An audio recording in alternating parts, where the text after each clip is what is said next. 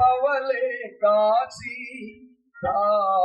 దీవారాత్రములు కంటి పాపవలే కాచి దయగల హస్తముతో చూచి నడిపించితివి. దయగల హస్తముతో చూచి నడిపించితివి. స్తోత్రం చెల్లింతుము. వచ్చిన ప్రతి వారు పాడదాం. యేసునాథుని మేలులు తలచి, యేసునాథుని మేలులు తలచి స్తోత్రం చెల్లింతుము. స్తోత్రం. రెండవ చరణం. పాడాంగకాలములో కన్నీటిలో ఎలాలో, పాడాంగకాలములో కన్నీటిలో ఎలాలో కృషించిపోయక కృపలతో బలపరచి మమ్ము కృషించిపోయక కృపలతో బలపరచి అందుకే స్తోత్రం చెల్లింతుము. స్తోత్రం. యేసునాథుని మేలులు, యేసునాథుని మేలులు తలచి స్తోత్రం చెల్లింతుము. చివరి చరణం. పాడిక హల్లెలూయా, మరణాత హల్లెలూయా, పాడిక హల్లెలూయా, మరణాత హల్లెలూయా, పాడిక హల్లెలూయా, ప్రభు యేసుకే హల్లెలూయా, పాడిక హల్లెలూయా, ప్రభు యేసుకే హల్లెలూయా, పాడిక ప్రభు యేసుకే హల్లెలూయా, పాడిక ప్రభు యేసుకే హల్లెలూయా. స్తోత్రం చెల్లింతుము. స్తోత్రం చెల్లింతుము. యేసునాథుని మేలులు తలచి, యేసునాథుని స్తోత్రం చెల్లింతుము. స్తోత్రం చెల్లింతుము. సమస్త మహిమ ఘనత ప్రభావములు నజరేయుడైన యేసు నామమునకు మాత్రమే కలుగునుగాక. ఆమేన్. మంచిది. ప్రభునందు ప్రియ సహోదరి స్నేహితులారా, మరొక్క వారు ఈ సభల 3వ దినం 18వ రోజు చల్లని పూట ప్రభువును దైవ వాక్యమును ప్రేమించి సంపూర్ణ ప్రభు సన్నిధిని సమీపించిన ఆత్మీయ సహోదరి సహోదరులను ಎಲ್ಲರಿಗೂ ప్రభునామములో హృదయపూర్వక వందనాలు తెలియజేస్తున్నాను. ఆయన సమాధాన కర్తయ్యకు అధిపతి అయిన వాడు. ప్రభువా, వచ్చిన మేమెల్లరూ సమాధానంతో వచ్చాం నాన్న. ఈ సన్నిధిలో నుండి సంపూర్ణతను, స్థిరత్వాన్ని, బలమును పొందుకోవాలని ఆశతో వచ్చాం అంటూ ప్రభువుకు తెలియబడు రీతిగా సమాధానం కలిగే దేవుని సన్నిధికి వచ్చామని ఆయనకు అర్థమయ్యేటట్లు, ఆయనకు తెలిసేటట్లు నీకంటే మంచోని నీ పక్కన కూర్చున్నారని నమ్మితే ఒకసారి నవ్వుతూ వారికి వందనాలు చెప్పండి. మరొకసారి తెలుగులో చెప్తున్నాను ఈ మాట. మీకంటే మంచోళ్లే మీ పక్కన ఉన్నారని నమ్మితే ఒకసారి మరొకసారి వందనాలు చెప్పండి. దేవునికి స్తోత్రం. ఎంత చక్కగా నవ్వారో. నిశ్చయముగా ఆ సంతోషం మీ హృదయములలో నా ప్రభువైన యేసుక్రీస్తు స్థిరపరచును గాక. కారణం ప్రభువుకు ప్రియులారా, మనం ఉన్న దినాలు ఎలా ఉన్నాయంటే, సేవకులుగా మేము వెళ్తా ఉంటే ఎక్కడ అయ్యగారికి వందనాలు చెప్పాలని గల్లో దూరిపోయే విశ్వాసాలు కలిగిన రోజుల్లో ఉన్నాం మేము. అది దౌర్భాగ్యం. కానీ నా ప్రభువైన దేవుడు అన్నాడు, మీరు ఒకరిని ఒకడు కలుసుకున్నప్పుడు వందనములు చెప్పుకోమన్నాడు. అది మనకు క్షేమం, అది మనకు సమాధానార్థమైంది. మంచిది. రండి ఓ మాట. అపొస్తలుడైన పేతురును పరిశుద్ధాత్మను ప్రేరేపించి చదవి ఉన్న సంఘాలకు 6 సంఘాలకు రాసినటువంటి 2 పత్రికలు ఉన్నాయి. 2వ పత్రిక 1వ అధ్యాయం 10వ వచనాన్ని చదువుకోవడానికి ప్రయత్నం చేద్దాం. అపొస్తలుడైన పేతురు ద్వారా పరిశుద్ధాత్మను ప్రేరేపించి చెదరిన ఆది కాలపు సంఘాలకు, చెదరిన ప్రాంతాల్లో 6 ప్రాంతాలలో ఉన్నటువంటి విశ్వాసులకు ప్రభువైన దేవుడు ప్రేమతో రాస్తున్నటువంటి 2 లేఖలలో ఓ లేఖ. అది పేతురు 2వ పత్రిక 1వ అధ్యాయం 10వ వచనం. బైబిల్ పేజ్ నంబర్ వెనుక నుండి 219 చదవరద్దాం. అందువలన సహోదరులారా మీ పిలుపును ఏర్పాటును నిశ్చయము చేసుకున్నట్టుకు మరి జాగ్రత్త పడుడి. నాతో చెప్పండి మాటలు. మీ పిలుపును ఏర్పాటును నిశ్చయము చేసుకున్నట్టుకు మరి జాగ్రత్త పడుడి. మరొక మాట చదువుదాం. అపోస్తలుడైన పౌలు ఎఫెసీలో ఉన్న సంఘానికి ప్రభు ప్రేమ యొక్క లోతును వైశాల్యతను వెడల్పును తెలుసుకోవడం ఎట్టుదో, దేవుని ఔన్నత్యాన్ని ఔచిత్యాన్ని గొలిచినటువంటి ఘనమైన సత్యాలు సంగతులు సర్వాధికారి అయిన దేవుడు ప్రేరేపించగా బయలుపరచగా ఎఫెసీలో ఉన్న సంఘానికి రాస్తున్నటువంటి పత్రిక 1వ అధ్యాయం 18వ వచనం నుండి ఆ మాటలు చదువు ప్రయత్నం చేద్దాం.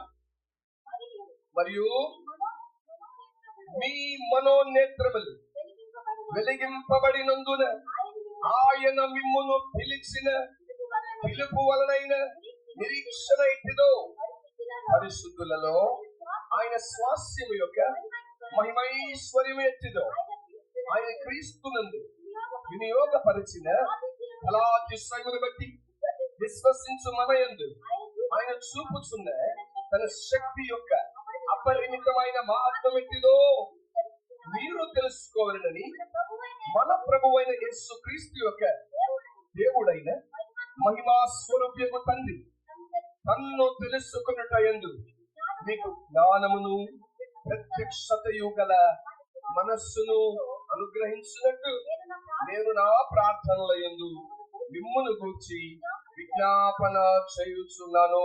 ఈ లేఖన భాగంలో మన వినికిడిలోను నేటి మన ధ్యానముకై ప్రభువు మనకై ఆశీర్వదించును గాక. కళ్ళు మూసుకుందాం. చదివిన లేఖన భాగాలు ప్రభు అయిన దేవుడు ఆశతో వచ్చారు. ఆశతో వచ్చిన ఎవరిని దాటిపోయే దేవుడు కాడా ఆయన. ఈ హృదయ తరంగాన్ని ఎరిగిన వాడు, ఈ ఆలోచన సరళని గమనించ సమర్థము కలిగిన వాడు, ఈ రాత్రి జీవము గల తన మాట ద్వారా ఈ హృదయ తరంగంలో ఉన్న వేదనకు సమాధానం ఇవ్వ సామర్థ్యము కలిగిన సమాధాన కర్తయ్యకు అధిపతి అయిన వాడు. చిన్న మాట ఆయనతో చెప్తావా? పరిశుద్ధుడమైన ప్రేమ కలిగిన మా తండ్రి, వాత్సల్య పూర్ణుడమైన మా ప్రభువా యేసయ్యా, ఆదరణకర్తమైన పరిశుద్ధాత్మకైన సకల ఆశీర్వచన స్తోత్రములను గురించి నీ ఘనమైన నామం 2026వ సంవత్సరం 4వ మాసం 18వ రోజు ఈ ఆశీర్వాద పండుగలకు సమకూర్చబడిన పిల్లలమైన మా అందరి హృదయ అంతరంగముల యందు మీ పరిశుద్ధమైన ఘననామం యథార్థముగా స్తుతించబడును కాక. నిశ్చయం శక్తి చేతనైనది, బలము చేతనైనది కాక. నీ ఆత్మ ద్వారానే సమస్తము జరిగిస్తానని మాటించిన దేవుడు,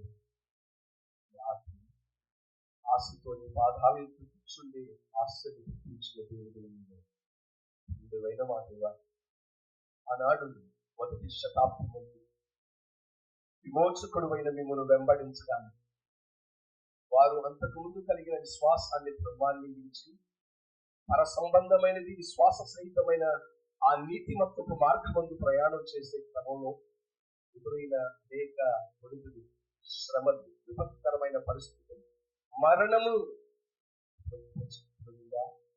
ఇవన్నకు ఎవడైనా నువ్వు నన్ను వెంబడింపగోరిని తన్ను తాను ఉపేక్షించుకుని తన సిలువనెత్తుకుని నువ్వు వెంబడించాలి అన్నావు. అక్రమంలోని ఆదిమ సంఘం దాటిపోతున్నప్పుడు, కొనసాగుతున్నప్పుడు అయా చెదరగొట్టబడిన వారై తండ్రి విశ్వాసముందు స్థిరపరచబడిన వారై నిశ్చయంగా పిలుపును నిశ్చయపరుచుకునే క్రమంలో వారు ఉండగా ప్రేమతో వారిని బలపరుచుచు వారిని పిలిచిన ఉద్దేశం ఏమిటో స్పష్టపరుస్తూ పేతురు గారి ద్వారా వాయించిన మూల్యమైన సత్యాన్ని చేరిన మా ఎల్లరితో మరొక్క మారు మీరు తండ్రి వినబడచే ఇష్టపడగా వినుబుద్ధినిచ్చారు, గ్రహించగలిగిన మనస్సును ఇచ్చారు. అవలంబించి సంపూర్ణులగునట్లు మీ యందు స్థిరపరచబడి బలపరచబడినట్లు దేవా నువ్వు కలుగు చేస్తున్న ఆ కృపకై మనఃపూర్వక స్తోత్రాలు చెల్లిస్తూ తెలిసిన వారి జ్ఞానం వెర్రితనం వారి నోటి మాట మాకు నిష్ప్రయోజనమేనా? తెలిసిన వారికి వాక్ శక్తి అందించి మా ఎల్లరితో మాట్లాడి నీవు నిశ్చయించిన ఆ సంపూర్ణత స్థిరత్వం క్రీస్తు యేసునందరి ఫలము కలిగిన వారిని ఎత్తుతూ క్రీస్తువుని మీ కుమారుని సంపూర్ణ స్వార్థతలోనికి మలచబడిన వారమై ఆత్మతీర్చుడైన మీతో మహిమ కలిగిన ఆ సింహాసనం రాసుకున్న ఇలే పాఠ్యములు అందిస్తాను. దీంతో ఎదిగిన మనస్సుతో మమ్మల్ని మేము సంపూర్ణ సమర్పణతో మీకు అప్పగించి క్రీస్తు యేసు ఉన్నత నామాన్ని ప్రార్థించి స్తుతించి పొంది నామన్నమి వేడుకొనుచున్నాను పరమ తండ్రి. ఆమేన్. ప్రభునందు ప్రియ సహోదరి సహోదరులారా, అపోస్తలుడైన పేతురు ద్వారా ప్రభు అయిన దేవుడు రాయిస్తున్నటువంటి పత్రిక. ఎవరికి రాస్తున్నాడు ఈ పత్రిక అంటే, ఈ రాత్రి మనలో చాలా మంది ఉన్నట్లుగా, మనమున్నట్లుగా ఇలాంటి పరిస్థితుల్లో ఉన్న వారికి ఈ లేఖ రాయలేదు. అంటే ఆరాంగా మధ్యాహ్నం రెస్ట్ తీసుకునో లేదో పని చేసో చల్లని పూట ఎవ్వరు మనం డిస్టర్బ్ చేయకుండా చల్లని వాతావరణంలో ఆరాంగా పాటలు పాడితే వింటూ వచ్చాం. ఇప్పుడు దైవ వాక్యాన్ని వినడానికి సంసిద్ధులమై అలా కూర్చున్నాం. ఇలాంటి ఏమండి అంతా బాగుంది అనేటువంటి పరిస్థితుల్లో ఉన్న వారికి ప్రభు అయిన దేవుడు ఈ లేఖలో రాయించలే. ఎవరికి రాస్తాడు ఈ లేఖ అంటే, యేసును ప్రభువుగా అంగీకరించి నోటితో పూకొని హృదయమందు ఆయనను ప్రభువుగా ప్రతిష్ఠించుకుని ఆయన కొరకై తమ అభ్యాసాలను యోధ ధర్మాన్ని ధర్మశాస్త్రం వల్లైనటువంటి నీతిని విడిచిపెట్టి శిలువ అనగా ప్రభునందు ప్రియులారా శాపగ్రస్తమైనటువంటి మరణమని, అది దేశానికి లేదా రాజ్యానికి విరోధంగా నిలబడడానికి వేస్తాడని అలాంటి శిలువ మరణమునుంది. ఈయన ఇదిగో మీ రక్షకుడు అంటున్నారే, ఇతడు దేశములకు విరోధి అంటూ ప్రకటించిన యేసు క్రీస్తును ప్రభు అని అంగీకరిస్తున్న దినాలవి. అటువంటి దినాలలో మరణం వారిని వెంబడించింది. స్వజాతీయులు వారిని నాశనమునకు, వారిని చెరకు అప్పగించడానికి పరుగులెత్తుతుండగా తల్లికి వేరై పిల్లలకు వేరై తల్లిదండ్రులు చెట్టుకొకరు పుట్టుకొకరు విశ్వాసాన్ని కాపాడుకుంటూ క్రీస్తునందు స్థిర చిత్తముతో పరుగులెత్తుతున్న దినాలవి ప్రభు ముందు ప్రియమైనటువంటి వారలారా. ఆ క్రమంలో ఇళ్లను విడిచిపెట్టారు, స్వగ్రామాన్ని విడిచిపెట్టారు, స్వజాతీయులను బంధువులను విడిచి సాగిపోతూ చెదరిపోయినటువంటి 6 ప్రాంతాలకు చెదరినటువంటి వారికి సర్వాధికారి అయిన దేవుడు ప్రేమతో రాయిస్తున్న లేఖ. అది దేవునికి స్తోత్రం కలుగును గాక. వారితో ఆయన రాయించిన లేఖలో మీ పరుగులో భలే పరిగెత్తారా, శ్రమలలో భలే నిలబడ్డారు, మీకు నేను నిండైన ఆశీర్వాదాలు గుప్పిస్తాను అంటూ ఆశీర్వాదపు జల్లులను గురించి మాట్లాడలేదు ఆయన. వారితో రాయిస్తున్నటువంటి మాటలు ఏమిటో తెలుసా ప్రభువుకు ప్రియులారా? ఇలాంటి అనుభవాల కొరకే మీరు పిలువబడ్డారు. ఈ స్థితిలో నమ్మకంగా నిలబడండి. అంతం వరకు ఎలాగో నిలబడితే ఆయన నిన్ను పిలిచిన పిలుపు వలనటువంటి ఆ నిరీక్షణ లాంటిలో ఆయన నిన్ను ఎందుకు పిలిచాడో, ఆయన మిమ్మల్ని ఏర్పరచుకునేటువంటి ఉద్దేశం ఏమిటో ఆ నిశ్చయత మీరు ఎరిగిన వారైతే నిశ్చయముగా మీకు క్షేమం అంటూ బోధిస్తున్నటువంటి లేఖ. దేవునికి స్తోత్రం కలుగునుగా. దానిలో ఆయన జ్ఞాపకం చేస్తున్న 2 మాటలు ఎదుగు తెస్తాను వినండి. ఒకటి అంటాడు, మీరు పిలవబడ్డారు. ఆమేన్. ఈ రాత్రి ఇక్కడ సమీపించిన ప్రభువును ప్రేమించినటువంటి వారలారా, గత 2 రాత్రులుగా ఈ సన్నిధికి వస్తున్నారు. ఈ రాత్రి ప్రభువును ప్రేమించి ప్రాంగణంలోకి వచ్చిన వారలారా, ఈ రాత్రి సర్వాధికారి అని దేవుడు అంటున్న మాట ఏంటో తెలుసా? పిలవ పెట్టని చోటుకు మీరు రాలేదు, పిలవ పెట్టని పేరంటానికి అంతకంటే రాలేదు. దేవునికి స్తోత్రం కలుగునుగా. పక్కవాళ్ళైతే చూసి ఒకసారి చెప్పండి, యేసయ్య నన్ను పిలిస్తే వచ్చానని చెప్పండి. మీలో కొందరు అనుకోవచ్చు, మమ్మల్ని ప్రభాత్ సంతోష్ గారు పిలవలేదు, పెద్దలు అంతకంటే పిలవలేదు, ఉన్నటువంటి వారు ఎవరు మమ్మల్ని పిలవలేదు. రైట్. నిన్ను పిలిచిన వాడు సాక్షాత్తు భూమిని ఆకాశమును అందరి సమస్తమును ఆశ్చర్యకరమైన తన స్వరము ద్వారా కలుగ చేసినటువంటి నమ్మకమైన దేవుడు. ఆయన పేరు నజరేయుడైన యేసు క్రీస్తుడు. హల్లెలూయా. నిన్ను పిలిచిన వాడు నీ రక్త సంబంధి కాదు. నిన్ను పిలిచిన వాడు అన్ని బాగుంటే నీ దగ్గరికి వచ్చి 4 మెతుకులు తిని అంతా చెడిపోయిన తర్వాత పిల్ల ఇంటి వాసాలు లెక్కెట్టినోడు అంతకంటే కాదు. నిన్ను పిలిచిన వాడు, నీవు నాకు అక్కర్లేదు, నీవు నా దేవుడు కావు అన్నా నిన్ను విమోచించడానికి, నిన్ను తనతో కూడా నిత్యత్వంలోనికి తీసుకువెళ్ళడానికి మహిమను విడిచి మిన్నను విడిచి మన్నుకొచ్చిన మహనీయుడైన దేవుడు. ఆయన పేరు జీవము కలిగిన ప్రభువైన యేసు క్రీస్తు. హల్లెలూయా. రాత్రి మరొక వారు సుటిగా చెప్పలేమండి. మీలో కొందరు అనుకుంటారు, నేను మా ఎమ్మెల్యే గారికి తెలిస్తే బాగుండు, నేను మా కౌన్సిలర్ కి తెలిస్తే బాగుండు, నేను నా ఊరి పెద్దకి తెలిస్తే బాగుండు, వాళ్ళు నన్ను పిలిస్తే బాగుండు. వెర్రిదానా, నిన్ను పిలిచిన వాడు సర్వాన్ని కలుగు చేసిన జగత్తు బోధకుడు. ఆయన పేరు నజరేయుడైన యేసు క్రీస్తు. నిన్ను పిలిచిన వాడు నరమాత్రుడు కాడురా. నిన్ను పిలిచిన వాడు మాట ఇచ్చి దాటిపోయేవాడు కాడురా. నిన్ను పిలిచిన వాడు భూమి ఆకాశంలోనే గతించిపోతాయి కానీ పిలిచిన పిలుపు వలనటువంటి నిశ్చయతను నిన్ను దాటిపోనివ్వని దేవుడు ఆయన.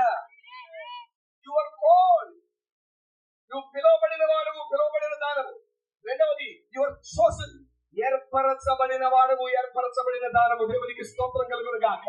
నీకు దేవుడిచ్చిన గొప్ప భాగ్యం పిలుపు ఉంది. రెండవది ఏర్పాటు ఉంది. భాగ్యం ఇచ్చిన దేవుడు బాధ్యతలు ఇస్తాడు. బాధ్యతను యథార్థంగా నువ్వు కొనసాగిస్తే బహుమతి ఇస్తాడు. చప్పట్ల దేవునికి స్తోత్రం కలుగును గాక. ఈ రాత్రి ఆ భాగ్యం ఏంటో మీకు జ్ఞాపకం చేస్తాను. భాగ్యం ఇచ్చిన దేవుడు నువ్వు అవలంబించవలసిన బాధ్యత ఏంటో జ్ఞాపకం చేస్తాను. బాధ్యతను సక్రమంగా చేస్తే బహుమానాలు దొరుకుతాయి. చెప్పండి, ఏం దొరుకుతాయి? ఆయన సన్నిధిలో భాగ్యమును జ్ఞాపకం చేస్తాను. చదివిన లేఖనంలో నుండి ఆ పిలుపు వలనైనటువంటి ఆ భాగ్యం ఏంటో నీకు జ్ఞాపకం చేస్తాను. భాగ్యము కలిగిన నీకు బాధ్యతలు కూడా ఇస్తాడు.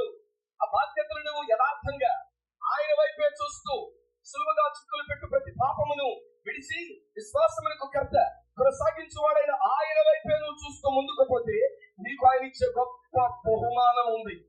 ఆ బహుమానం ఏంటో కూడా జ్ఞాపకం చేస్తాను. Let us wander into the word of God. విందాం ప్రభువును ప్రియులారా. అంటాడు అపొస్తలుడైన పేతురయ్య 2వ పత్రిక 1వ అధ్యాయం 10వ వచనంలో అంటాడు, అందువలన సహోదరులారా మీ పిలుపును ఏర్పాటును నిశ్చయం. పిలుపులో నిశ్చయత ఉంది, ఏర్పాటులో నిశ్చయత ఉంది. రెండవది పౌలయ్య అంటాడు పిలుపులో నిరీక్షణ ఉంది, పిలుపులో ఏర్పాటులో నిరీక్షణ ఉంది. పిలుపులో నిశ్చయత ఉంది, పిలుపులో నిరీక్షణ ఉంది. చెప్పండి నాతో, పిలుపులో ఏముంది? నిశ్చయత ఉంది ఒకటి, రెండవది నిరీక్షణ ఉంది. వినండి, నిశ్చయత లేని క్రైస్తవుడు, నిశ్చయత లేని విశ్వాసి లంగరు లేని వాడలంటాడు. మరలా చెప్తాను, ప్రశాంతంగా వినండి. నిశ్చయత లేని విశ్వాసి, ప్రభువునందు పిలువబడ్డామని నమ్మావు, ప్రభువునందు ఏర్పరచుకున్నాడు అని నమ్మావు. నమ్మిన నీతో అంటాడు, be assured, be confirmed about your call. నీ పిలుపు వలనైనటువంటి ఆ నిశ్చయత ఏంటో జ్ఞాపకం చేసుకో. అంటే ఈ రాత్రి ఆరంభం ముందు జ్ఞాపకం చేస్తున్నాడు, నిశ్చయత లేని క్రైస్తవుడంట లంగరు లేని ఓడలాటోడు. అంటే నిశ్చయత అంటే ఏంటో చెప్పనా? జాగ్రత్తగా వినండి. సర్వాధికారి అయిన దేవుడు అబ్రాహామును నోవహును పిలిచాడు. ఆదికాండం 6వ అధ్యాయంలో, నోవహు, ఈ తరమంతటిని నేను చూడగా నీవు నా దృష్టికి నీతిమంతుడు అన్నాడు. అబ్బా, భలే సంతోషం నాన్న, గొప్ప భాగ్యం ఇచ్చావు, నీకు వందనాలు అని సంతోషపరుచుకునే లోపే ప్రభు అయిన దేవుడు అన్నాడు, నీకు ఒక బాధ్యతను ఇస్తున్నాను, వాడగట్టు అన్నాడు. వాడకట్టు అన్నాడు. కట్టు అన్నవాడు ఒక మాట సూటిగా చెప్తాను, పిలిచినోడు నిశ్చయిచ్చాడా? పిలిచినోడు ఎందుకు పిలిచాడో చెప్పాడా? చెప్పాలరా? చెప్పాడా? చెప్పలేదు. చెప్పలేదని బొరగొప్పండి. ఏం వింటున్నారు మీరు? ఇప్పుడే చెప్పండి. ఎందుకు పిలిచాడు ఆయన? ఓడ పిలుపుంది, భూమిని ఆకాశాన్ని కలుగు చేస్తున్నాడు. ఎందుకు జ్ఞాపకం చేస్తున్నాడంటే ఆయన పిలుస్తాడు అనే సత్యం నీకు అర్థం కావాలి. ఈ రాత్రి He's a God who is alive. ఈ రాత్రి నేను ప్రకటిస్తున్నాడు, బతుకున్న దేవుడు. ఆయన జీవము కలిగిన దేవుడు. ఈ రాత్రి నేను ప్రకటిస్తున్నాడు, సజీవుడు. ఆయన పిలుస్తాడు. నోవహు పిలిచాడు, నాన్నయ్య అన్నాడు. భాగ్యం, ఆయన పిలవడమే భాగ్యం. పిలిచినోడు నిశ్చయించాడు.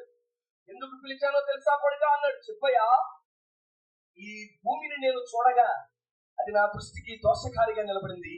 దాని పాపముని బట్టి అది పాడు అవ్వడానికి సిద్ధమైపోయింది.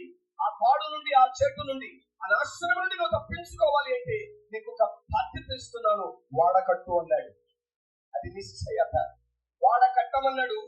కట్టు అని పలికిన వాడు అన్ని సమకూరుస్తాడని తెలిసి నిశ్చయపరుచుకొని బాధ్యతగా పనిచేశాడు. దొరికిన బహుమానం ఏంటో తెలుసా? జీవం. దేవునికి స్తోత్రం కలుగును గాక. హల్లెలూయా. తనతో కూడా పనిచేస్తున్న తన పిల్లలు దేవుని సన్నిధిలో తను మాత్రమే నీతిమంతుడు కాదు, తనను బట్టి పిల్లల నీతిమంతులు కాదు. ఆ కార్యమంతటిని చూస్తూ ఉన్నవారు ఆ నిశ్చయతలోనికి వారు అడుగు పెట్టారు. క్రీస్తునందు విశ్వాసముతో, దేవుని యందు విశ్వాసముతో వారు నీతిమంతులయ్యారు. దేవునికి స్తోత్రం కలుగును గాక. సర్వాధికారి అయిన దేవుడు ఆ తర్వాతి కాలంలో అబ్రాహామును పిలిచాడు. పిలిచాడా? పిలవలేదా? నోవహు దినాలకు అబ్రాహాము దినాలకు మధ్య 367 సంవత్సరాల కాలం ప్రభువును ప్రేమించినటువంటి వాళ్ళ ఆ కాలంలో పిలిచినాడు. అబ్రాహామును పిలిచాడు. అబ్రాహ్మా, నీ తండ్రి ఇంటిని, నీ స్వజనాంగాన్ని విడిచి ఓ నిశ్చయత నేను నీకు చూపించబోయే దేశం. There is something that I wish you to come. నేను నీకు చూపించబోయే దేశానికి రా. నిశ్చయత ఉంది అక్కడ. అన్ని విడిచిపెట్టి వచ్చాడు. విశ్వాసులకు తండ్రి అన్నాడు. దేవునికి స్తోత్రం కలుగును గాక. సర్వాధికారి అయినటువంటి దేవుడు పిలిచాడా? నిశ్చయిత లేకుండా పిలవడు. పిలిచాడా? ఎందుకు పిలిచాడో చెప్తాడు. పిలిచాడు, ఆయన చెప్పాడు అంటే ఆ చెప్పినటువంటి దానికి నిశ్చయిత ఉన్నది. నిశ్చయిత అంటే అష్యూరెన్స్. నిశ్చయిత అంటే ఇంకో మాట నీ దాకా వచ్చి చెప్తాను. నువ్వు ఒక స్థలం కొన్నావు, అది నీదెప్పుడు అవుతుంది? 100 రూపాయలు అదనమాట. బలి చెప్పారు తల్లిగా. 100 రూపాయలు బాండ్ పేపర్ మీద రాసి ఆర్టీఓ గారు ఏం చేస్తాడు? రిజిస్ట్రార్ గారు వేసి నీదొక ఏలుముద్ర, నీతో కూడా ఒక నలుగురిది ఏలుముద్ర ఇచ్చి అంటాడు ఇది నీది. అప్పుడు నిశ్చయపరిచిన ఎవడన్నా ఏమండి ఒక వెదురు బొంగో ఓ తాటాగా పడేసి అనుకో, నిశ్చయత ఉంది. ఈ రాత్రి ప్రభుని దేవుడు ప్రభుత్వ పిల్లల జటిలమైన పరిస్థితుల్లో బ్రతుకుతున్న క్రైస్తవ్యమా, ముందుకు ఇంకా క్లిష్ట పరిస్థితుల్లో క్రైస్తవ్యం ముందుకు సాగిపోతున్నప్పుడు సర్వాధికారి అయిన దేవుడు అంటున్నటువంటి మాట, నీ పిలుపేంటో జ్ఞాపకం చేసుకో, ఆ పిలుపు వలనటువంటి నిశ్చయత ఏంటో జ్ఞాపకం చేసుకో. తద్వారా నిశ్చయత కలిగిన నీలో నిరీక్షణ నింపగలిగిన దేవుడు నేనంటాడా? ఆయన దేవునికి స్తోత్రం కలుగును గాక. ముందుకు వెళ్ళిపోదాం ప్రభుత్వ పిల్లల. ఇలా చెప్తూ పోతే బైబిల్లో అనేక మందిని దేవుడు పిలిచాడు కదా. ఒక ఆయన పిలిచాడు, చెట్టు మీద ఉన్నాడు, త్వరగా దిగిరా, నేడు నేను నీ ఇంట. నిశ్చయత ఏంటంటే నీ ఇంట్లో ఉండడం, అది నా నిశ్చయత. దేవునికి స్తోత్రం కలుగును గాక. పిలిచినాడు అంటాడు, నేను ఎందుకు పిలిచానో తెలుసా? మీ ఇంట్లో నేను ఉండాలని ఆశ. ఇంటికి తీసుకెళ్తావా? నీ ఇంట నేను ఉంటాను. ఆయన వచ్చాడు, నిశ్చయత కలిగినోడు చెప్పాడు, చెప్పింది చెప్పినట్టు చేశాడు. వచ్చిన తర్వాత తన బ్రతుకును విప్పుకోగా బహుమానం, గొప్ప రక్షణనిచ్చాడు. దేవునికి స్తోత్రం కలుగును గాక. ఈ రాత్రి ప్రభుత్వ పిల్లరా, మనలో మనం ఒక ప్రశ్న అడుగుదాం, ఎందుకు దేవుడు నన్ను పిలిచాడు? పౌలైపడిగా అన్నాడు, ఆయన మిమ్మల్ని పిలిచిన పిలుపు వలనైనా నిరీక్షణ ఏంటిదో, understand the hope behind your call. ఆయన నిన్ను పిలిచిన పిలుపు వలనైనా నిరీక్షణ ఎట్టిదో నీకు అర్థం కావాలి. నిశ్చయత నీకుంటే నిరీక్షణ ఉంటుంది. చెప్పండి, నిశ్చయత నీకుంటే అంటే నేను అన్నాను, బాండ్ పేపర్ నీ దగ్గర ఉంటే, నేను కాకపోతే నా పిల్లలు నా మనవాళ్ళు ఆ స్థలంలో ఏం వేసుకుంటారు? అరే పదే ఉందే మీకు ఆ నిరీక్షణ. ఇదే జీవాధిపతిని దేవుడు అంటాడు, నా పిలుపు ఏంటో నీకు అర్థమైతే, ఆ పిలుపు నేను ఎందుకు నిన్ను పిలిచానో ఆ నిశ్చయత నీకుంటే, ఆ నిశ్చయత పిలిచిన ఆ స్థలానికి, పిలిచిన ఆ స్థితిలోనికి నువ్వు వెళ్ళడానికి నిరీక్షణను పుట్టించగలిగిన దేవుడు నేను. హల్లెలూయా. అంటే ఓపెన్ గా చెప్తున్నాను, ఈ రాత్రి మనకు పిలుపు ఉంది, ఈ రాత్రి మనకు ఏర్పాటు ఉంది. పిలిచిన వాడు ఉద్దేశంతో పిలిచాడు. లంగరు లేని ఓడలా ఉండడానికి పిలవలా. లంగరు లేని ఓడ ఎటు కావలిస్తే, లంగరు అంటే తెలుసా మీకు? వాడదాకా వద్దులేండి, మీ దగ్గర ఈ లంకా సాగర్ ఉంది, దానిలో పడవలు ఉన్నాయా? దేవునికి స్తోత్రం. ప్రభుత్వ పిల్లరా, నేను ఈ మందాలపాడి మొదటిసారి కాదు రావడం. దేవుని మహాప్రభులో జాషువా రెడ్డి గారు ఏర్పరుచుకున్నటువంటి ఆ సేవకుల సదస్సులో ఈ ప్రాంతానికి దైవజనుడు పాల్ గారు ఉన్నారు, జాన్ పాల్ గారు. ఆయన దగ్గరకు డేవిడ్ పాల్ గారు, ఆయన దగ్గరికి నేను వచ్చాను. దేవుని మహాప్రభులో ఈ లంకా సాగర్ లో తమ్ముడికి బాప్తిసం కూడా ఇవ్వగలిగిన కృపనిచ్చాడు. దేవునికి స్తోత్రం కలుగును గాక. సర్వాధికారి అయినటువంటి దేవుని సన్నిధిలో ఈ పూట నమ్మదగిన దేవుడు అంటున్నటువంటి మాట, నేను మిమ్మల్ని పిలిచాడు, ఏర్పరిచాడు. ఆ పిలుపులో ఉన్నటువంటి నిశ్చయిత ఏంటో మనకు అర్థం కావాలి. సూటిగా ప్రశ్న అడుగుతున్నా, దేవుడు ఎందుకు మిమ్మల్ని పిలిచాడు? నోవాహును పిలిచినప్పుడు ఒక నిశ్చయిత ఉంది. ఎందుకు పిలిచాడు నోవాహు తెలుసు. అబ్రాహామును ఎందుకు పిలిచాడు చెప్పలే? అబ్రాహామును ఎందుకు పిలిచాడు? ఓ నిశ్చయిత ఉంది. జక్కయ్యను ఎందుకు పిలిచాడు? మరియమ్మను ఎందుకు గబ్రియలు పిలిచింది? ఓ నిశ్చయిత ఉంది. అవునా కాదు ప్రభు పిల్లరా? ఇప్పుడు సూటిగా అడుగుతున్నా ఒక ప్రశ్న, నీకున్న నిరీక్షత, నీకున్న నిశ్చయిత ఎందుకు నువ్వు పిలబడ్డావు?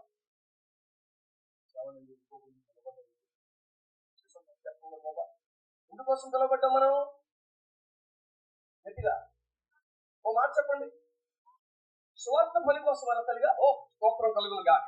రండి, ఎందుకు పిలిచాడో ఓ మాట శుద్ధిగా మీకు జ్ఞాపకం చేస్తాను. ఇదే పౌలు పేరుయ్యారు వాళ్ళు చెబుతున్నటువంటి మాట. ఎందుకు మీరు పిలువబడ్డారు? చదువుదాం రండి. చదువుతూ కాస్త లోపలికి వెళ్దాం. వాక్యాన్ని జ్ఞాపకం చేస్తాను మొట్టమొదటిగా. రెండోది, భాగ్యం ఇచ్చినోడు ఆ భాగ్యాన్ని సంపూర్తి చేసుకోవడానికి నువ్వు అవలంబించవలసిన బాధ్యత జ్ఞాపకం చేస్తాను.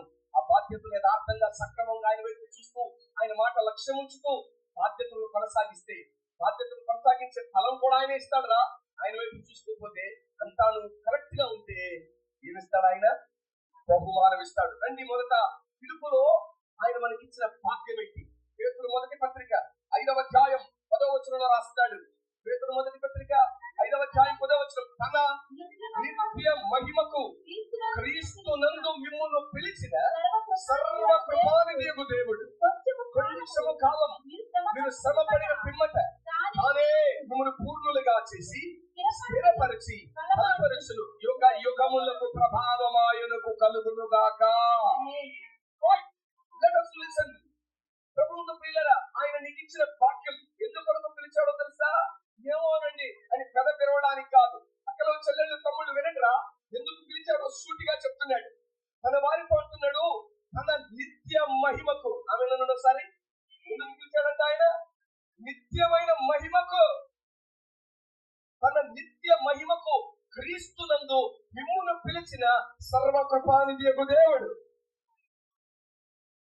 పిలుపును మనం నిశ్చయపరచుకోవాలంటే, కన్ఫర్మ్ చేసుకోవాలి అంటే, ఇందాక చెప్పాను, 100 రూపాయల స్టాంప్ మీద ఆర్టీఓ రెవెన్యూ అధికారి సంతకం పెట్టాలి అంటే, ముద్ర వేయాలి అంటే, దాని మీద 2 లేదా 3 ఏం చేయాలి? ఏలు ముద్ర ఇస్తే గాని అది నిశ్చయపరచబడదు. ఓ సత్యం స్థాపించబడాలి అంటే భూమి మీద ఎలా ఉంటుందో తెలుసా?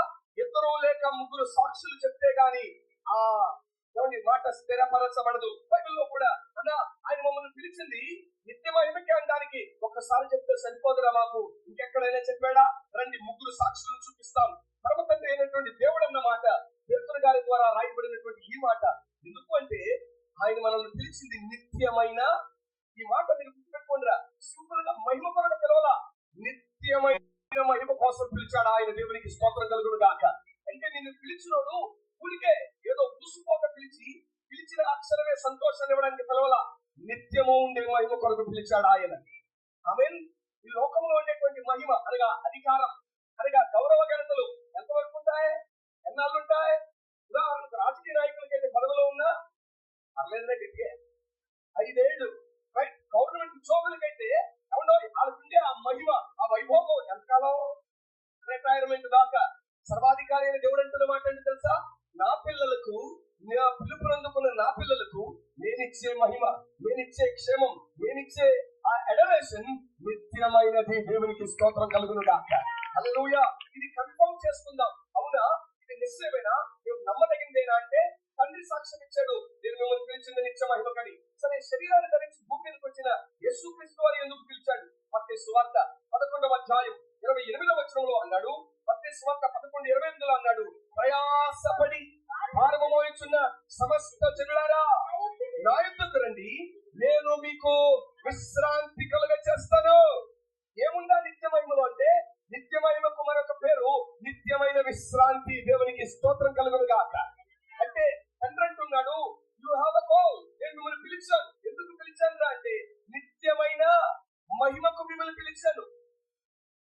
నిత్యమైన ఘనతకు, నిత్యమైన ప్రభావమునకు, నిత్యత్వములో యుగ యుగాలు ఉండేటువంటి మహిమ కోసం మిమ్మల్ని పిలిచాను. నా కుమారుడైన యేసుక్రీస్తు శరీరధారిగా భూమి మీదకి వచ్చిన తర్వాత ఆయన ప్రకటించిన సువార్త, ఆయన పిలుపు కూడా ఎందుకు పిలిచాడు అంటే ఆ నిత్యమైన మహిమలో నీకు దొరికే నిత్యమైన విశ్రాంతిని అనుభవించడానికి పిలిచాడు. దేవునికి స్తోత్రం. నిత్య మహిమకు మరొక పేరు నిత్యమైన విశ్రమించే విశ్రాంతి స్థలం. సరే, పరిశుద్ధాత్ముడు ఏమంటున్నాడు ఆ మాట కూడా చూడ ప్రయత్నం చేద్దాం. అపోస్తలుడైన పౌలు ద్వారా తెస్సలోనికలో ఉన్నటువంటి సంఘానికి రాస్తున్న 2వ పత్రిక 2వ అధ్యాయం 14వ వచనం చదువుకుందాం. 12 నుంచి చదువు ప్రయత్నించండి, మీ ఏర్పాటు కూడా ఉంది అక్కడ. తెస్సలోనిక 2వ పత్రిక 2వ అధ్యాయం 12వ వచనం. ఇందుచేత సత్యమును నమ్మక దుర్నీతి యందు పొందుటకై నమ్మునట్లు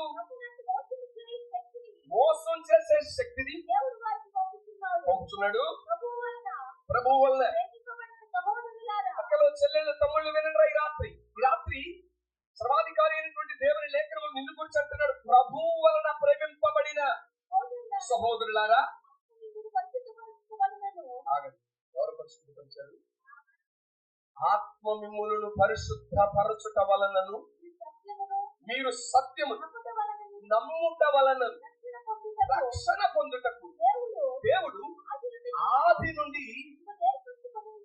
నాకు చెప్పిన ఒక మాట, మనకు పిలుపు ఉంది,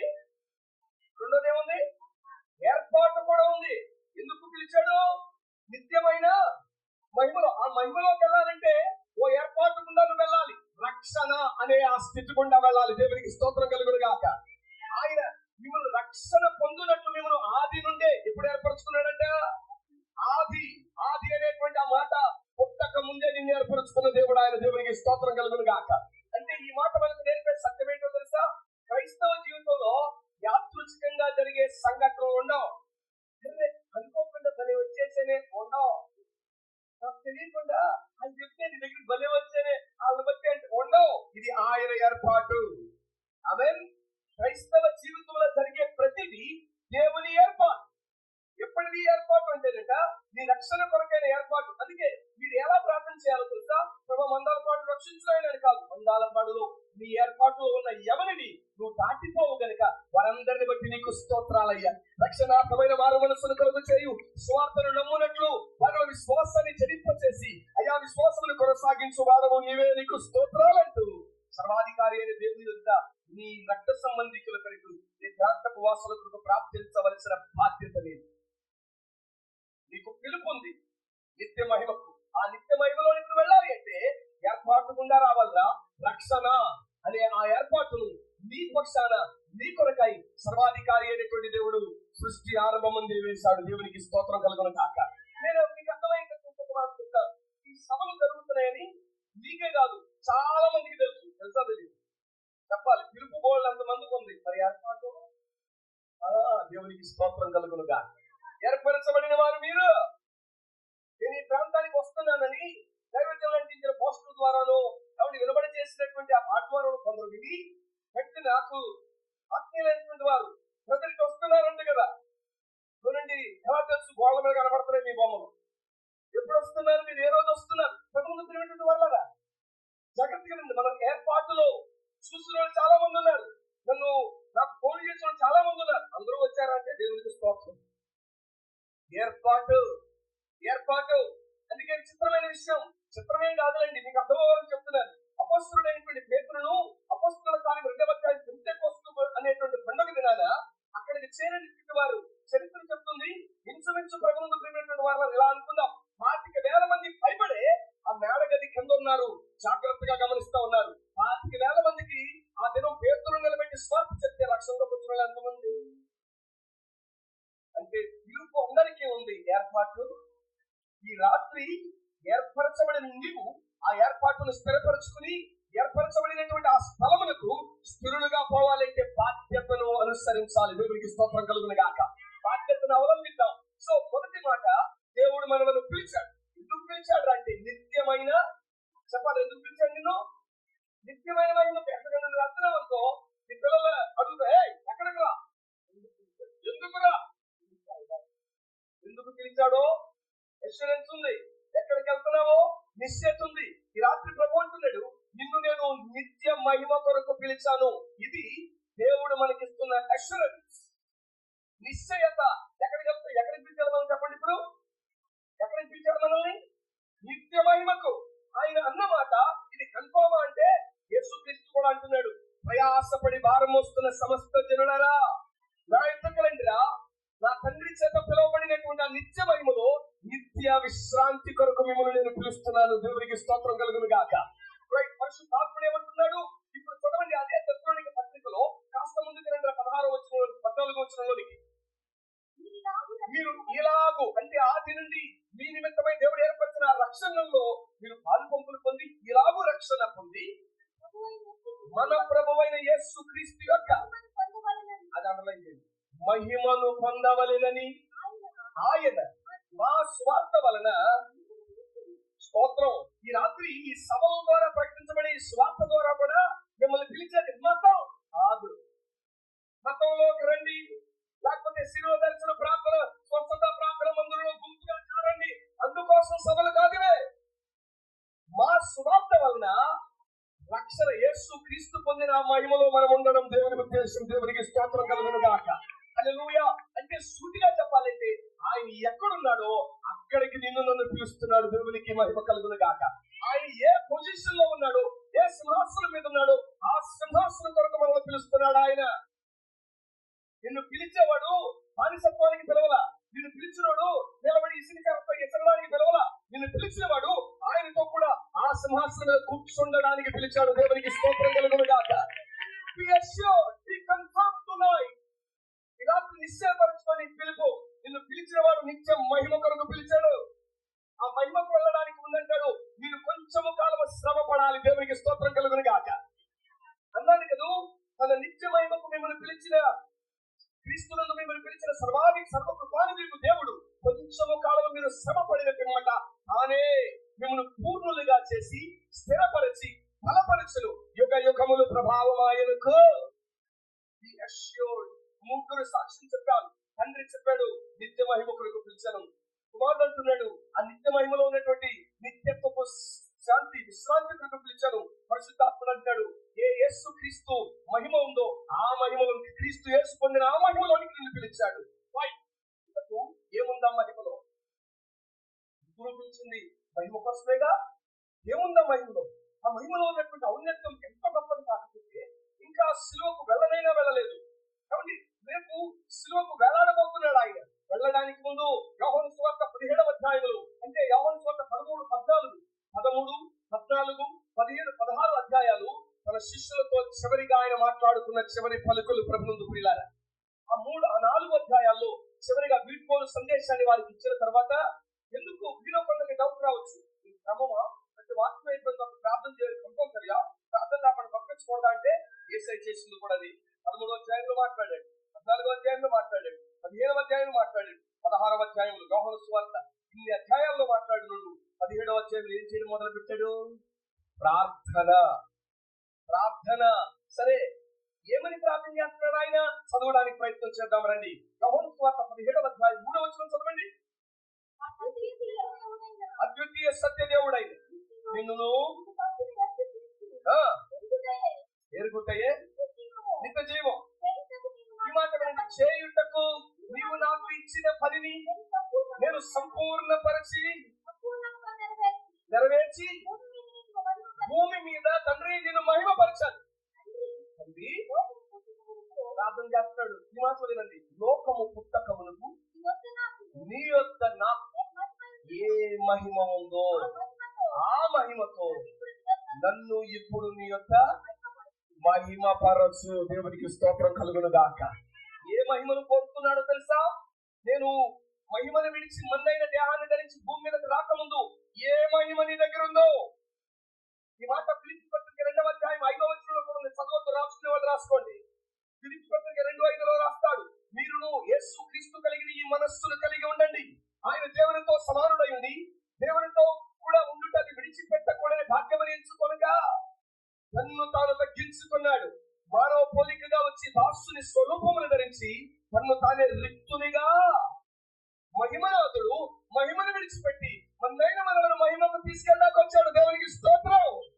అందుకే భలే పాడుకుంటాం మనం, దివిరాజుగా భూమికి దిగినాడని, రవిరాజుగా ఇళ్ళల్లో మిగిలాడని, దివిరాజుగా భూమికి దిగినాడని, రవిరాజుగా ఇళ్ళల్లో మిగిలాడని, పరలోక భవనాలు తెరిచాయని, నవలోక గగనాలే పిలిచాయని, ఆరని జీవన జ్యోతి వెలుగై తారకటొచ్చింది, పాడే పాటలు పశువుల శాలల ఊయల ఊపింది. ఆ జన్మమే ఒక మర్మము, ఆ మర్మమే అనుబంధము, ఆ జన్మమే ఆ మర్మమే అనుబంధము, సుధా మధుర కిరణాల అరుణోదయం, కరుణామయుని శరణు కరుణోదయం, సుధా మధుర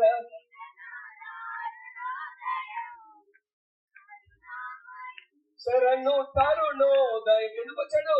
లోకాలను పాప శోకాలలో ఏకాకిలా బ్రతుకు అవివేకులా, లోకాలను పాప శోకాలలో ఏకాకిలా బ్రతుకు అవివేకులా, క్షమ హృదయ సహనాలు సమపాలుగా, ప్రేమానురాగాలు స్థిర ఆస్తిగా, నమ్మిన వారిని రమ్మని పిలిచే నిత్య నిత్య సుఖాల జీవజలాల పెన్నిది ఆ ప్రభువే, నమ్మిన వారిని రమ్మని పిలిచే రక్షకుడా యేసే. నిత్య సుఖాల జీవజలాల పెన్నిది ఆ ప్రభువే, నిన్ను కావగా నిరుపేదగా జనించగా ఇళ్ళ పండుగ, నిన్ను కావగా జనించగా సుధా మధుర కిరణాల అరుణోదయం కరుణామయుని శరణు. హల్లెలూయా. ఆయన ఎందుకు వచ్చాడంటే లోకాలలో పాప శోకాలలో ఏకాకిలా బ్రతుకు అవివేకుల బ్రతుకుతున్న మనము క్షమించడం, క్షమ హృదయ సహనాలే సమపాడుగా ప్రేమానురాగాలే స్థిరాస్తిగా నమ్మిన వారిని రమ్మని పిలుస్తూ నిత్య సుఖాలు ఇవ్వడానికి వచ్చాడు. అదే నిత్య మహిమలో ఉంది. దేవునికి స్తోత్రం. హల్లెలూయా. నిత్యమైనటువంటి నరకాల నుంచి తప్పించి నిత్య సుఖాలు జీవ జలాలు కలిగినటువంటి నిత్య జీవరాజ్యానికి నిత్య మహిమకు పిలిచిన దేవుడు, ఆయన పేరు నజరేయుడైన యేసుక్రీస్తు. లోకం అంటున్నట్టు అవునో సంఘాల్లో సంఘంగా సభ్యుడిగా ఉండడానికి పిలవలేదురా. ఎందుకు పిలిచాడో తెలుసా? నిత్యమైన మహిమలు యేసుతో కూడా వారసత్వాన్ని కలిగి ఉండడానికి. అదే ఏముంది అక్కడ, ఏముందని యేసుక్రీస్తు వారు ఇంకా శిలువకు వెళ్ళక ముందే, నానా శిలువ క్రమానికి నీ ఉన్నతమైనటువంటి పని నెరవేర్చడానికి వెళ్తున్నాను, వెళ్తున్న నీ కుమారుని ఏ మహిమ ఉందో ఆది నుండి ఆ మహిమతో తిరిగి మహిమ పరచు అంటున్నాడు. అంటే there is something specific about that glory. ఏదో ఉంది ఆ మహిమలో. ఎందుకు పిలిచాడు ఆ మహిమకు? అవమానాలు భరిస్తున్నా పోస్తుడైనటువంటి పేతురుతో వారికొంటున్నాడు. ఈ అవమానాల వెంబడి ఆయన పిలుపుని జ్ఞాపకం చేసుకో. ఈ శ్రమల వెంబడి ఆయన పిలిచిన పిలుపులో నిశ్చయతను దాటిపోకండి. ఎందుకు పిలిచాడో తెలుసా? నిత్య మహిమకు పిలిచాడా. ఏముందయ్యా మహిమలో? ఇక్కడ లేని ఏముందా మహిమలో అంటే మూడున్నాయా మహిమలో. నిశ్చయపరుచుకుందాం రండి. ఏమున్నాయా మహిమలో అంటే మొట్టమొదటి ప్రభుత్వమైనటువంటి వాళ్ళ మనుషులందరూ భయపడి కడపటి శత్రువైన మరణం లేని స్థలం అది. దేవునికి స్తోత్రం కలుగును గాక. ఏముంది ఆ మహిమలో అంటే నిన్ను భయపెట్టే, నిన్ను భ్రమ పెట్టే, నిన్ను పాపానికి ఇచ్చి నిన్ను బానిసలుగా చేసిన మరణము లేదు అక్కడ. దేవునికి స్తోత్రం కలుగును గాక. హెబ్రీ పత్రిక 2వ అధ్యాయం 15వ వచనంలో దైవ వాక్యం అంటున్న మాట చూడండి. హెబ్రీ పత్రిక 2వ అధ్యాయం 15వ వచనం. వాయ్ ఎందుకు ఆయన శరీరుడిగా వచ్చాడు? ఆ మహిమను నీకు ఇవ్వడానికి. ప్రజల పాపములకు 2:14 నుంచి చదవచ్చు. కాబట్టి ఆ పిల్లలు రక్త మాంసములు కలిగిన వారైనందున అనగా అపవాదిని మరణము ద్వారా నశింపచేయుటకును జీవితకాలమంతయు మరణ భయము చేత దాస్యమునకు లోబడిన వారిని. ఆగండి మాట. దేనికి భయపడిన దేనికి భయపడతాడు? కరోనా టైంలో కోట్లాధికారైన భిక్షను తీసుకునేవాడే అది భయం. ఎవరికన్నా ఎవరితో మాట్లాడితే మనకి ఏ భయం ఉండదు. మనల్ని భయపెట్టేది ఏంటంటే మరణం. అదంటారా?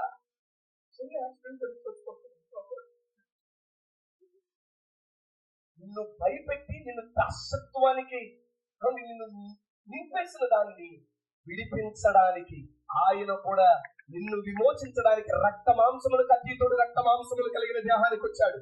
మరణములకు అతీతుడు మరణములోనికి వచ్చాడు. కాలములకు అతీతుడు కాలములోనికి వచ్చాడు. ప్రభువును ప్రియమైనటువంటి వారులారా, మరలా చెప్తున్నాను వినండి. శరీరములకు అతీతుడు దేవుడు అనగా ఆత్మ. ఆత్మ అయిన వాడు శరీరాన్ని ధరించి నీ కొరకే వచ్చాడు. ఆయన శరీరములకు అతీతుడు శరీరాన్ని ధరించి వచ్చాడు. దేవుడు కాలములు సమయంలో ఆయన అదూరములు ఉంటాయి.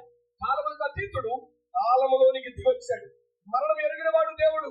అమరుడు అంటాం. అమరత్వాన్ని కలిగినటువంటి వాడు మర్త్యమైన దేహాన్ని ధరించి నిన్ను నన్ను అమరులుగా చేయడానికి అమరుడైన వాడు మర్త్యతలోనికి వచ్చాడు. దేవునికి స్తోత్రం కలుగును గాక.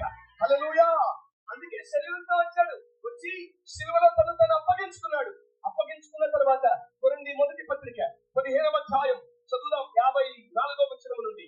కొరింథీ మొదటి పత్రిక 15వ అధ్యాయం 54 నుండి. ఈ క్షయమైనది అక్షయత. వినండి. ఇది క్షయం. క్షయం అంటే ఏంటో తెలుసా? పాడైపోవడం, పురుగులు పట్టేయడం. ఈ క్షయమైనది.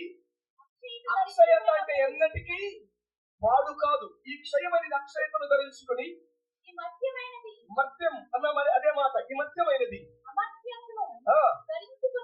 ధరించుకున్నప్పుడు విజయమందు మరణము మృంగివేయబడెను. చప్పట్లు కూడా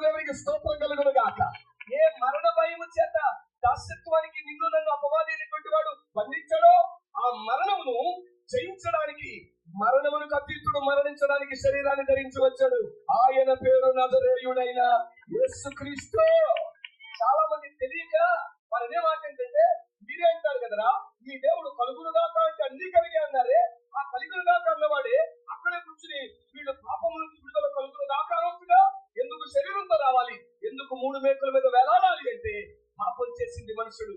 మనుషుని పాపం కోడెల రక్తమైనను, గొర్రెల రక్తమైనను, చతుష్పాద జంతువుల రక్తమైనను వాడిని విమోచించలేదు. కానీ మనుషుడు చేసిన పాపమును విమోచించడానికి ఆ మనుష్యుడే దిగి రావాలి. వచ్చిన వాడు పరిశుద్ధుడై ఉండాలి. వచ్చిన వాడు ప్రభువును ప్రియులారా ఆత్మయందు నిర్దోషి అయిన వాడై ఉండాలి. రక్తమందు పాపము లేని వాడై ఉండాలి.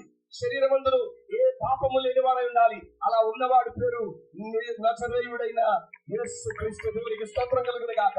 ఆత్మయందు నిర్దోషి అని ఆయనకు పేరు సాక్షి ఉంది. ప్రభువును ప్రియులారా జీవమందు ఆయన పరిశుద్ధమైన వాడు.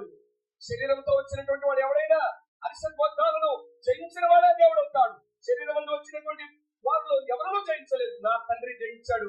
అరిషడ్ వర్గాలు కామ, క్రోధ, మోహ, మద, మత్సర, లోభములను జయించిన వాడు. ఆయన పేరు నజరేయుడైన. దేవునికి మహిమ కలుగును గాక. అన్నిటినీ జయించి సర్వాధికారి అయిన వాడు అంటున్న మాట, నిత్య మహిమకు మిమ్మల్ని నేను పిలవచ్చు. ఏముంది బాబు ఆ మహిమలో? ఏముందని నీ కుమారుడైన యేసుక్రీస్తు వారు సిలువకు వెళ్ళడానికి ముందే ఆ మహిమతో మరల నన్ను నింపునట్లు జ్ఞాపకం చేసుకుంటున్నాడు. అంటే ఆ మహిమలో నిన్ను పీడించే, నిన్ను కలవరపెట్టే, నిన్ను భయపెట్టే మరణం లేని స్థలం ఆ మహిమ. ఇవరికి స్తోత్రం కలుగునగా.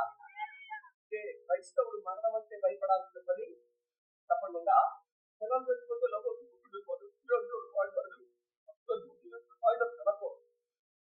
నిత్యత్వంలో ఉన్నారు. యుగాలు కలుసుకునే చోటులో దేవుడు వారిని పిలిచాడు. ఓనాడు నువ్వు కలుసుకుంటావు. దేవుడికి స్తోత్రం కలుగునుగా. హల్లెలూయా. మరలా చెప్తున్నా, పిలిచినోడు నమ్మదగిన దేవుడు. నమ్మదగని మనల్ని ఎంత ప్రేమించి నీవు నేను ఆయన కొరకు ఏముద్ధరిస్తావో అని మనం అనుకుంటుండగా, నీవైతే నన్ను ఉద్ధరించగలవని నీ కొరకు నమ్మి ప్రాణం పెట్టిన ప్రాణనాథుడు ఆయన. హల్లెలూయా అంటున్నాడు. నేను నిన్ను పిలిచాను, నేను నిన్ను రక్షణ అనే ఏర్పాటు ద్వారా నిత్య మహిమ కొరకు పిలిచాను రా. ఏముందా మహిమను అంటే? మరణం లేదు. రెండోది ఏంటో తెలుసా? దేవుని పాపిగా నిలబెట్టి ఆ పాపపు వాతావరణమే లేని స్థలం ఆ నిత్య మహిమ. దేవునికి స్తోత్రం కలుగునుగా. ఏమి లేదు అక్కడ? పాపపు ప్రభావం లేదు, పాపపు వాసనైనను లేని చోటు. ఎందుకు చెప్పంటారా? ఏనండి, మన పుట్టిన పిల్లలు పాపం నేర్పించం. అంటే కాస్త చదువుతున్నప్పుడు అక్క చెల్లెలు ఉన్నారు, చిన్నపిల్లలు అన్నదమ్ము అన్న చెల్లెలు తప్పం కొట్టేస్తారు. దాన్ని చాక్లెట్ ఏదో బిస్కెట్ ఇవ్వదు. ఎవరు కొట్టారు? ఎవరు నేర్పడానికి ఆ మాట చెప్పమని?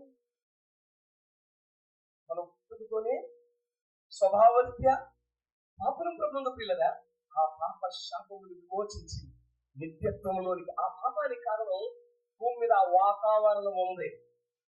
తాతని పట్టుదల కలిగినటువంటి మనవరాలు జాగ్రత్తగా చూసుకుంటే ప్రీస్లీ గారు రాశాడు, తలలు బోరులైన తలంపులు బోరులవునా అన్నట్టు ఈ రోజు మనవరాలు వయసు ఉన్నా కానీ నిస్సిగ్గుగా కామ వాంఛను తీర్చుకునే దౌర్భాగ్యులు సిగ్గుమాలిన వారు బ్రతుకుతున్న సమాజంలో ఉన్న ప్రభుత్వ పిల్లలు.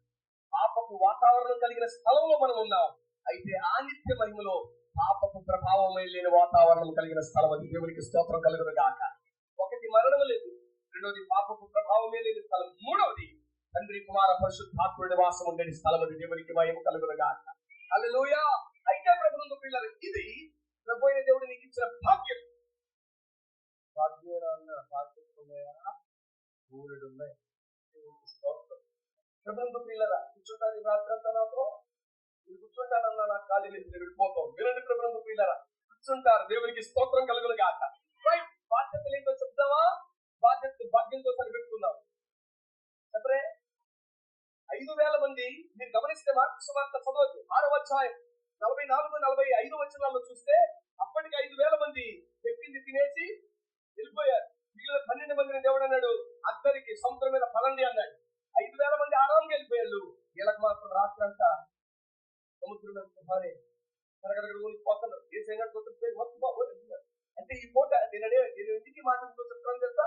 భాగ్యం అనగా 5,000 మందికి దక్కింది. బాధ్యత అనగా శిష్యుడిగా ఉండగోరిన వాడికి బాధ్యత ఇస్తాడు. దేవునికి స్తోత్రం కలుగును గాక. హల్లెలూయా. నేటి క్రైస్తవ్యంలో 100కి 99.5 మంది భాగ్యమే కావాలి. బాధ్యత బాధ్యత కావాలా?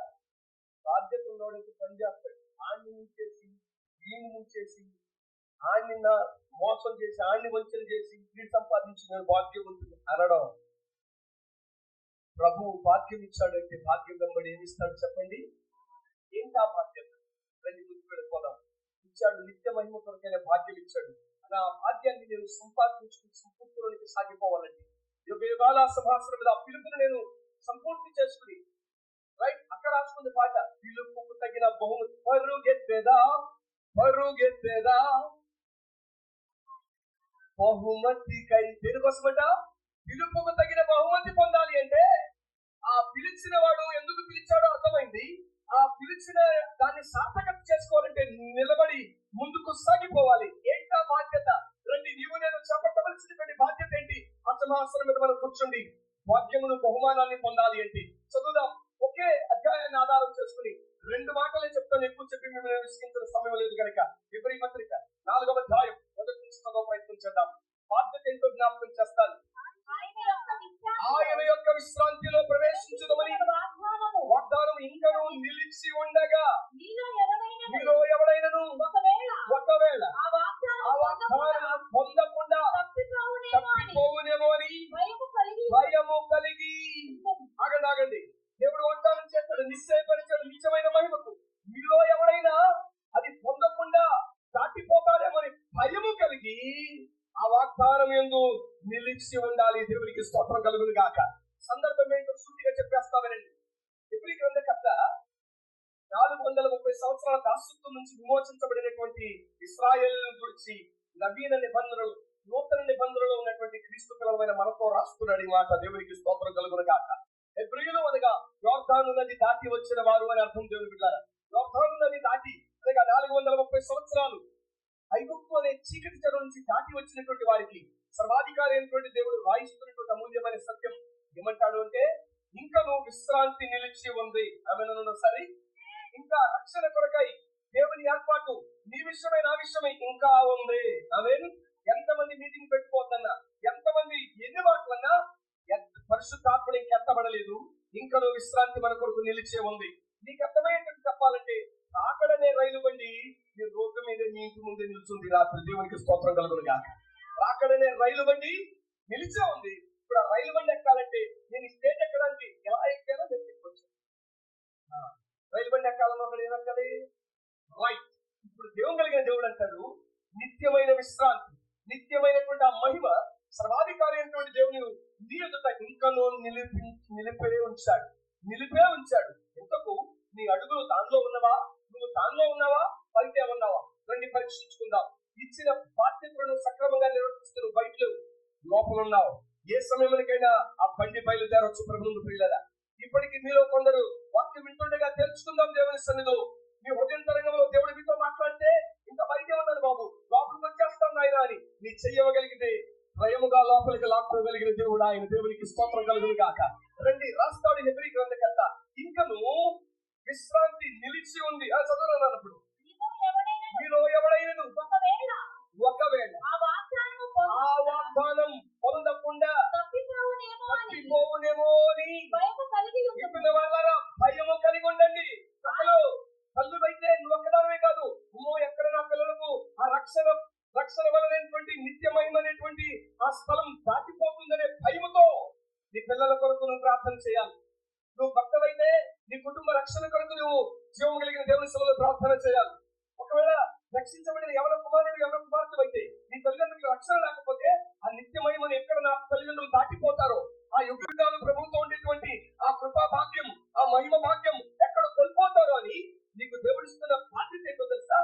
ప్రార్థించాలి. దేవుడికి స్తోత్రం కలుగును గాక. హల్లెలూయా. భయము కలిగి ఉందాం. ఏం చేద్దాం? కలిగి ఉంది వారికి ప్రకటించబడినట్టు వారికి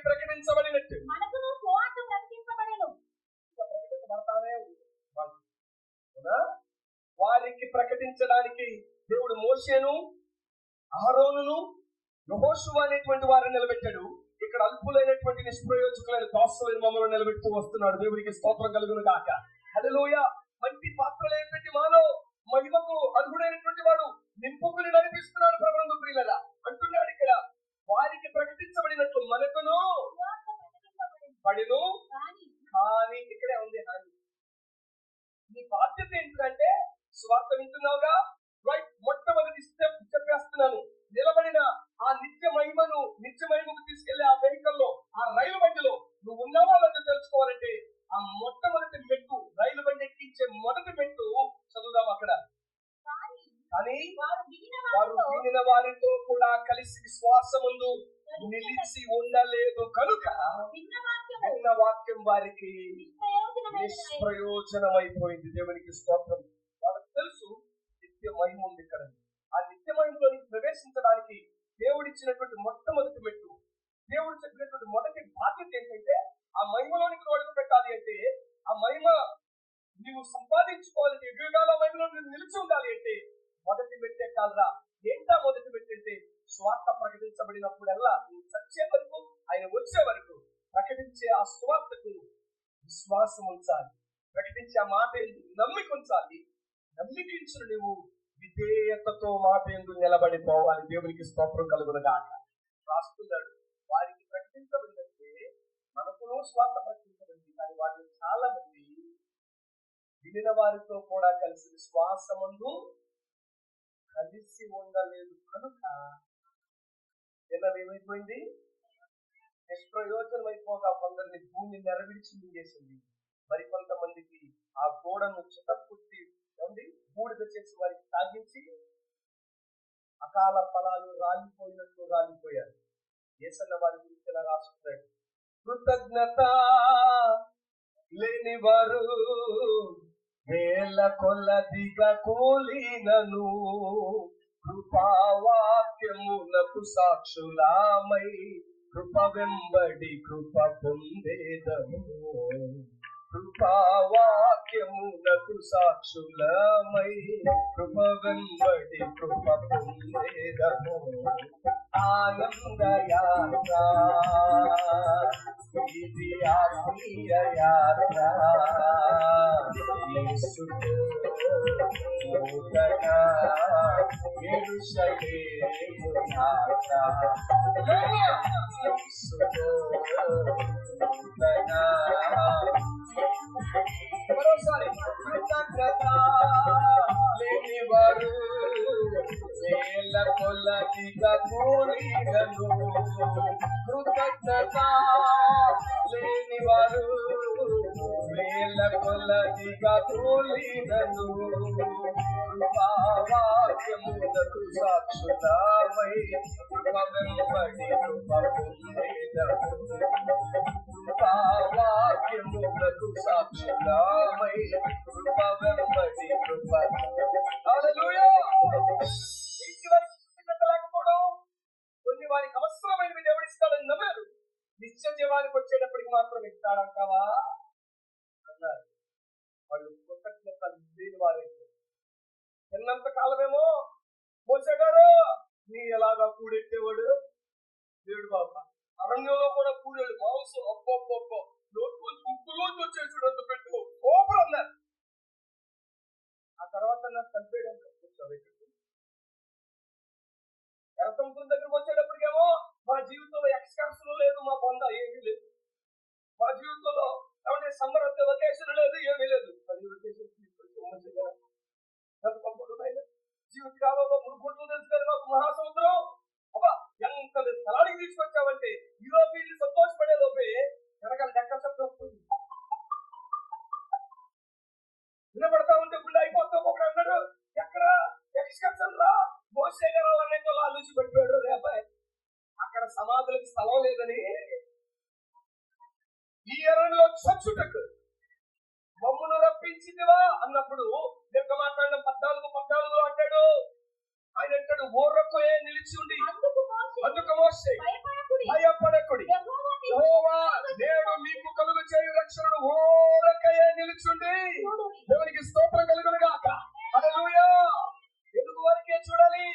నీటినే ద్రాక్షరసముగా నీటిపై నీవు నడువగా గాలి తుఫానే భయముతో నిమ్మళమవ్వగా నీటినే ద్రాక్షరసముగా నీటిపై నీవు నడువగా గాలి తుఫానే భయముతో నిమ్మళమవ్వగా మృతులే సజీవులై లేచువారిగా మృతులే సజీవులై లేచువారిగా చేయగలవాడను గొప్ప దేవుడను సర్వశక్తుడము సమర్థుడము నీవు చదువులని వేలను కొన్నది ఈ కరకారములు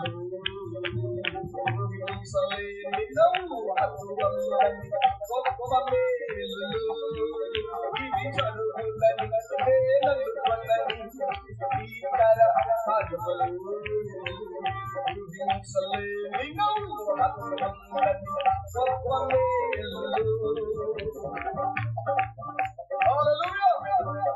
అద్భుతాలు చేయగలిగిన దేవుడు. ప్రభువును ప్రియమైనటువంటి వాళ్ళరా, బండ నుండి నీటిని జల ప్రవాహముగా రప్పించే సామర్థ్యం కలిగిన వాడు.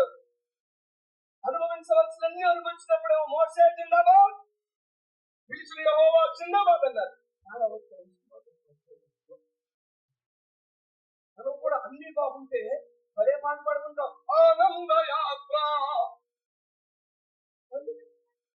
పాడుకోమంటదా? ఏం బాగోపోతే మాత్రం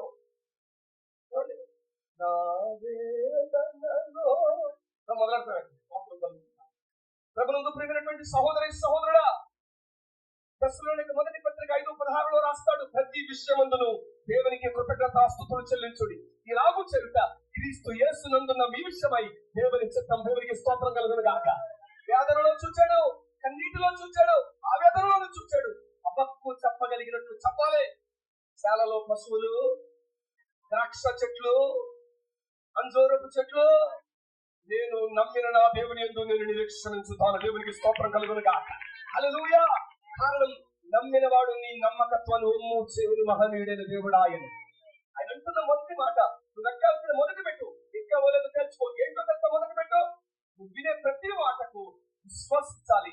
విశ్వసించినటువంటి వారితో విధేయత చూపించి నిలబడి వెంబడించాలి. హల్లెలూయా.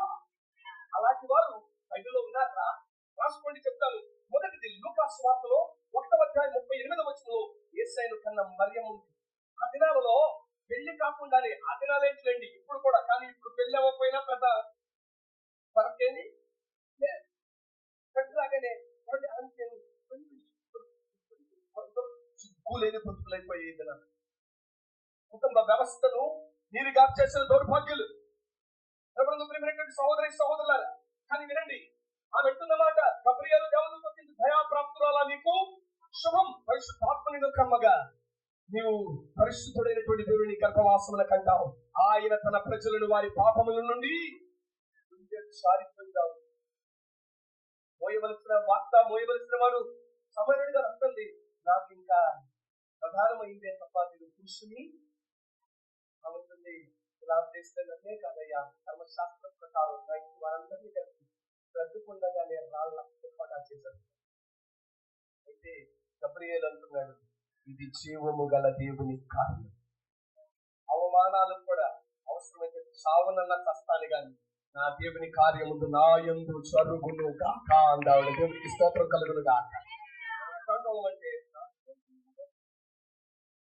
నాకేమిస్తాడు? ఇదేమనుకుంటు 1:38 అందుకు మరియా, ఇదిగో నీ దాసురాలను, నీ మాట చొప్పున నాకు జరుగును గాక అనెను. దేవుడు మళ్ళీ చూస్తాడు, నా నిమిత్తం జరుగును. నేను చెప్తాను, రకరకాలు చెప్తాను. రాజరా మాస్తాను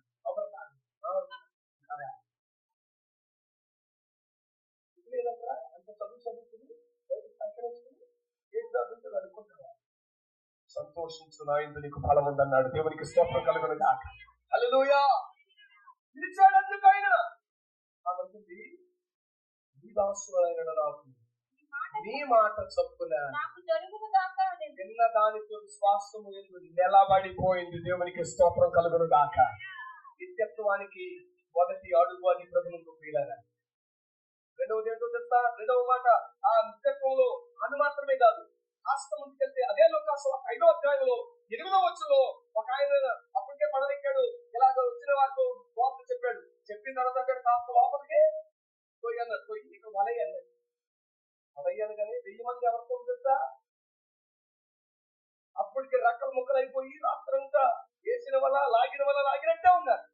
ప్రయాసపడ్డారు కానీ లాగొట్టి విసిగిపోయిన వాళ్ళతో అంటాడు. ఇక్కడ మరి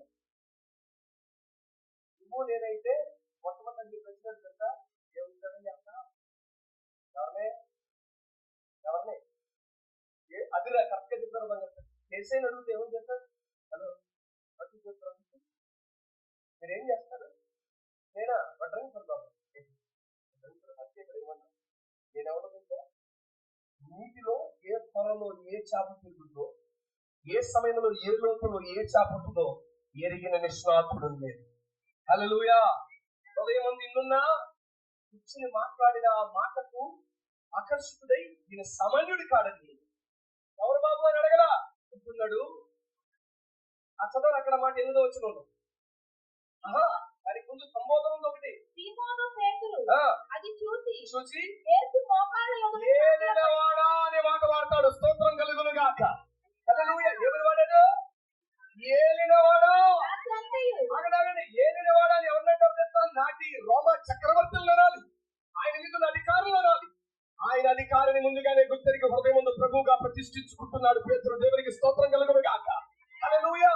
ఆయన ఔన్నత్యాన్ని ఎరిగే దేవుని ఆరాధించడానికి వచ్చావురా.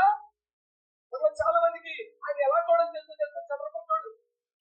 మరికొంతమందికి అయితే ఎవరి బిగ్ బజార్ లాతోడు చదవకుంటే పొందాక దొరికేది బిగ్ బజార్ అంటే పెద్ద పెద్ద వస్తువులు దొరుకుతాయి. అంటే ఆయన ఇచ్చేవాడిగానే మీకు తెలుసు కానీ ఆయన ఔన్నత్యం ఆయనని కన్న తండ్రిని అర్థం కాల. దేవునికి స్తోత్రం కలుగును గాక. హల్లెలూయా. కన్న తండ్రి అడగక ముందే తన పిల్లలకు అక్కరం తీరుస్తాడు. చూడండి ఈ చెల్లి తన కొడుకు అడుగుతాడని ఫ్యాన్ తెచ్చిందా? దేవునికి స్తోత్రం కలుగును గాక. హల్లెలూయా. అని అడిగాడు. అమ్మ మన దగ్గర రోడ్డు మీద చెప్పండి రా. 9 నెలలు మోసిన తల్లికి అంత ప్రేమ ఉంటే, రెక్కల ముక్కలు చేసుకుని ప్రేమించి దేవుడు నాకు ఇచ్చిన కొడుకుని పోషించాలి సాకాలి అనేటువంటి ఆరాటం తండ్రికి ఉంటే, కన్నుడు చేదాటిపోతే మహిమను విడిచిపెట్టి శిలువలో నీకై ప్రాణం పెట్టి రక్తం కాల్చి నిన్ను తీసుకువెళ్ళడానికి వచ్చిన మహిమనాథుడు మరింత ప్రేమ కలిగినాడు నీ కోసం ఉన్నాడు. దేవునికి స్తోత్రం. హల్లెలూయా. అంటాడు ఒకే మాట.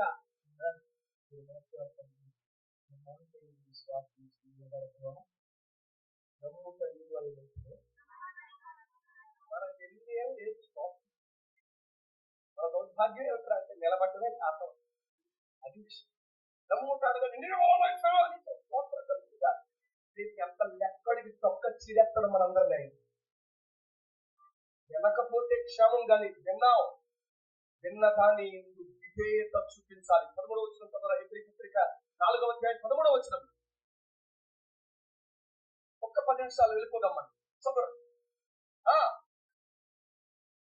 ఏది లేదు ఒకసారి పై వచనం చదవరా తల్లిగా. పై వచనం. ఎందుకనగా దేవుని వాక్యము అక్కడ రాస్తాడు ఒక మాట. 9 నుంచి చదవండి. 10 నుంచి 10. ఎందుకనగా దేవుడు తన కార్యములను ముగించి విశ్రమించిన ప్రకారం ఆయన యొక్క విశ్రాంతిలో ప్రవేశించిన వాడు కూడా తన కార్యములను ముగించి విశ్రమించును. కాబట్టి అవిధేయత వలన వారు పడిపోయినట్లుగా మనలో ఎవడును పడిపోకుండా ఆ విశ్రాంతిలో ప్రవేశించుటకు జాగ్రత్త పడాలి. దేవునికి స్తోత్రం కలుగును గాక. అంటే విన్నదాని నిలిచి ఉన్నామో లేదో అని జాగ్రత్తగా విధేయత కలిగి ఉన్నామో లేదో చూసుకోవాలి. అందుకే అన్నాడు ఏమంటే విధేయత. వారు అవిధేయత వల్ల ఏమైపోయారు? అవిధేయత వారిని పడేస్తుంది. విధేయత క్రీస్తునందు నిన్ను సంపూర్ణపరిచి స్థిరపరిచి బలపరచగలిగేది. దేవునికి స్తోత్రం కలుగును గాక. దౌర్భాగ్యం ఏంటంటే మనం చచ్చేదాకా మనకు తెలుసు ఒక మంచి మనం చెప్పిన దాన్ని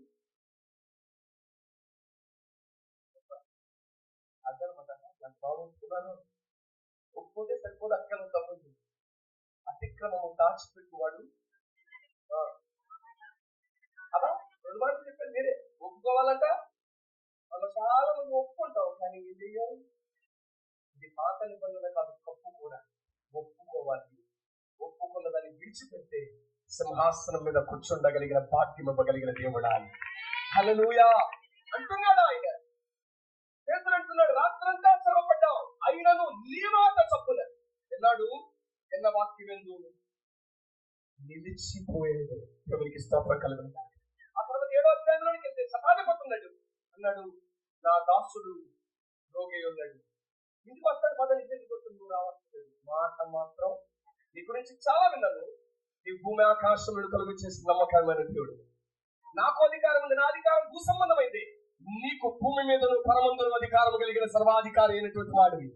మాట మాత్రం గొప్ప ఆ వ్యక్తికి అక్కడే గొప్ప తెలుసా? ఇశ్రాయేలులో కూడా ఎంత గొప్ప విశ్వాసములు లేదు. చపండబడ్డ దేవునికి స్తోత్రం కలుగుగా. ఊరికి అర్థం చెప్పలేదు ఆ మాట. సాక్షాత్తు భూమిని కలుగు చేస్తూ మొదటి తను ఎన్నో మీటింగ్ వస్తున్నావా, ఎన్నో మాట్లాడుతున్నావు, నిలబడ్డావా? ఇప్పుడు నిలబడతావు తెలుసా? ఆయన మాట సత్యమని నమ్మినప్పుడు, ఆయన మాట నన్ను ఉద్ధరిస్తుందని నమ్మినప్పుడు ఇంటి జీవం ఇస్తానన్నాడు. పిలుపుకి తగిన బహుమతి పొందాలి అంటే నన్ను నేను పరీక్షించుకోవాల్సింది. నాకు ఇచ్చిన బాధ్యత ఏంటంటే ప్రతిసారి విన్న వాక్యం ముందు విన్నదని నేను నమ్మాలి. నమ్మిన దానికి ఏం చూపించాలి? నేను విధేయత చూపిస్తే నిశ్చయమైన బహుమానం ఇస్తాడా ఆయన. ముగిస్తూ మరొక మాట జ్ఞాపకం చేస్తాను. ప్రభుత్వ ప్రియులారా, రండి ఇప్పుడు చదవండి. 11వ వచనం చదవండి. వారు పడిపోయినట్లు 13 మరియు ఆయన దృష్టికి కనబడిన సృష్టి అంటూ ఏదియో లేదు. రెండో ఆలోచన, ఆయన లెక్కలడిగే లెక్కల మాస్టర్. దేవునికి స్తోత్రం కలుగునుగా. ఇక్కడికి రావాలంటే లెక్క పూర్తి అయితే కానీ చెప్పబోతుందా? ఆయన ఇచ్చింది లెక్క కరెక్ట్ గా తేలితే గాని అక్కడికి వచ్చేస్తాం. అంటే రెండోది, ఇచ్చిన బాధ్యత మనం చెక్ చేసుకోవాల్సింది ఏంటంటే ఆయన లెక్కడిగే దేవుడు. చెప్పండి, ఏమడుగుతాడు ఆయన? దేని గురించి లెక్క అడుగుతాడు? ఎక్కువైందా? అది ఉంటే 2 ఎక్కువ. ఈ రైలు బండి ఎక్కడానికి ఎన్ని మెట్లు ఉన్నాయి? 4 ఉన్నాయి. రాత్రి 2 చెప్తారు. 2 మెట్లు. ఆ 2 మెట్ల కష్టం.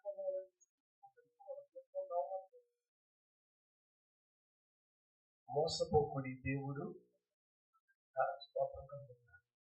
కరెక్ట్ గా మీరంటే ఒప్పుకుంటారు. ఆయన వ్యక్తించాలి. రెండో వ్యక్తి ఆయన లెక్కడిగి లెక్కపత్రం లేదు, లెక్కడుతాడు. దీని గురించి లెక్కడుతుందా? 5వ అధ్యాయం 10వ వచనం. 5 ఎందుకనగా తాను జరిగించిన క్రియల చొప్పున అవి మంచివైనను సరే చెడ్డవైనను సరే దేహముతో జరిగించిన వాటి ఫలమును ప్రతివాడు పొందునట్లు మనమందరం క్రీస్తు న్యాయపీఠము ఎదుట ప్రత్యక్షము. శరీరంతో జరిగించిన ప్రతి కార్యానికి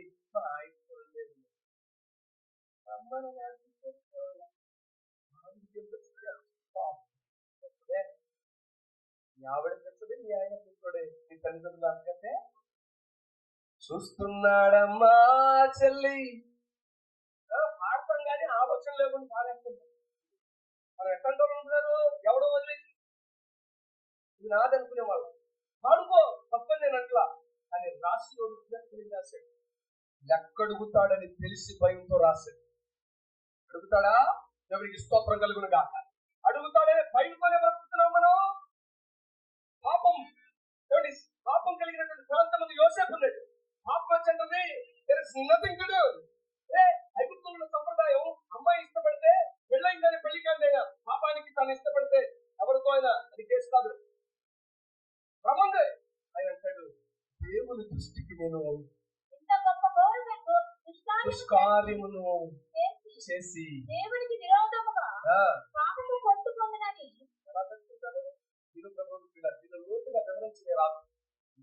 మీకు తెలుసు, మీరు బ్రతుకుతున్న తీరేంటో తెలుసు. సరి చేసుకుందాం. ఆ మహిమలో ఉండాలంటే అల్పకాల పాప కోపం, అల్పకాల శరీర తుచ్చమైన వ్యర్థలకు పరిశుద్ధమైన శరీరాన్ని చారత్వాలకు, వ్యభిచారాలకు అప్పగించుకోక జాగ్రత్త పడండి. దేవుని ఆలయం అర్థమైంది కూడా కాదు. పవిత్రుడు, పరిశుద్ధుడు, నిష్కల్మషుడు మీలో నివాసం ఉండాలి. ఇష్టపడిన వాడు దేవునికి స్తోత్రం కలుగునుగా. అంటున్న మాట లెక్కడు. దేహంతో చేసిన ప్రతి పనికి లెక్కడుగుతాడు. ఆ లెక్కల నుంచి తప్పించుకోవాలంటే ఎప్పటికప్పుడు ఆయన చూస్తున్నాడనే భయం కలిగి విధేయతతో నిలబడితే ఏ దినానికి ఆ దినం ప్రక్షాళన చేసి నడిపించగలిగిన సమర్థుడు ఆయన. హల్లెలూయా. మరొక మాట, ఏమేమి లెక్కడుగుతాడు రా? రోమాపత్రిక 14:12 చదువుదాం. ముగిస్తున్నాను. రోమాపత్రిక 14:12. ప్రతి నాలుకయు యేసు ప్రభువని దేవుని స్తుతించును ప్రభువు చెప్పుచున్నాడు అని రాయబడి ఉన్నది కనుక మనలో ప్రతివాడు తనను గురించి దేవునికి లెక్క అప్పగింపవలెను. అంటే భర్త గురించి భర్తే లెక్క చెప్పాలి. భార్య వచ్చి భర్త వస్తుంది.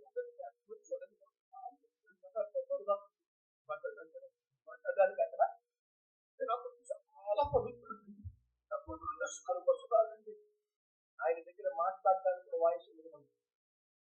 ఎవడికి వాడి తన్ను గురించి తానే దేవునికి లెక్కప్ప చెప్పాలి. దేవునికి స్తోత్రం కలుగునుగా. రిమెంబర్, వ్యక్తిగత లెక్క చెప్పాలి ఆయన దగ్గర. మూకుమ్మడిగా వెళ్ళిపోయి లెక్కల్లో వ్యక్తిగతంగా పిలుస్తాడు రచల్లి. కారణం చెప్పనా? ఇంటికి లెక్కలు ఎబ్రీ పత్రిక 2:9 రాస్తాడు. ఆయన ప్రతి వాని కొరకు రక్తము పెట్టి పోశాడు. దేవునికి స్తోత్రం కలుగును గాక. సిలువలో మూకుమ్మడిగా అందరి కొరకు కాదు, ఒక్కొక్కరి కొరకు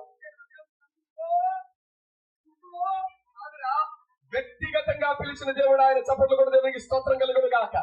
వ్యక్తిగతంగా ప్రతి వారి కొరకు రక్తం పెట్టాడు. ప్రతి వారి కొరకు రక్షణ సిద్ధపరిచాడు. ప్రతి వాడిని లెక్క అడుగుతాడు. చివరి మాట ఇంకెవడుగుతాడన్న లెక్క.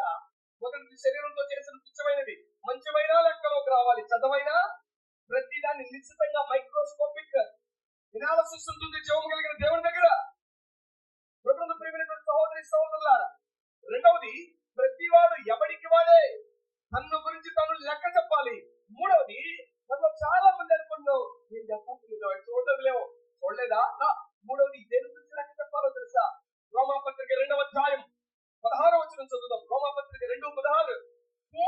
దేవుడు మా సువార్త ద్వారా యేసుక్రీస్తు ద్వారా మనుషుల రహస్యములను విమర్శ అంటే లెక్కడిగే దినమందు చాలు.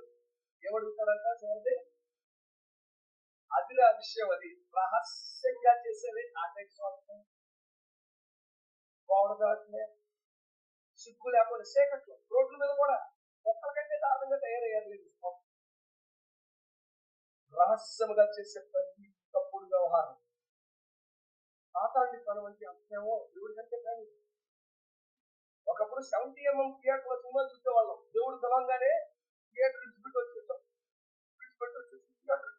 పాపాడు వంటి అంశమో 70mm థియేటర్ పక్కన పడగారు. గుల్లితర ఎక్కేది ఏంటరా చెప్పాలి. గుల్లితర దానిలో ఏం చేస్తారా? ఓటీటీయో ఏదో చూడండి.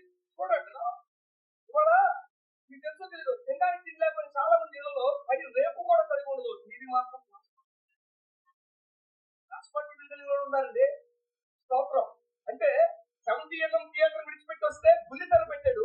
మాస్టర్ గారు అయ్యగారు లాంటి వాళ్ళు, సంతోష్ అయ్యగారు లాంటి వాళ్ళు, ఆవిడ యోహాన్ అయ్యగారు లాంటి వాళ్ళు, డేవిడ్ అయ్యగారు లాంటి వాళ్ళు, అండ్ మా జాషువా అయ్యగారు లాంటి వాళ్ళు వచ్చి బుద్ధిలేని పనులు ఏంటో పోతారా పాపం. చూసేటువంటి దౌర్భాగ్యం పెట్టుకోవాలి. ఆడు మనకి మనం ఎంత ప్రేమిస్తాడంటే బుల్లితెర పోయి ఏతరా ఈ చిట్టి తెర, ఆ బుల్లి తర్వాత నలుగురి మధ్య నువ్వు రిమోట్ మార్చాలేవు. ఈ చిట్టి తెర దొప్పకోతులు కూడా దుఃఖమాలను బదులు చేయొచ్చు.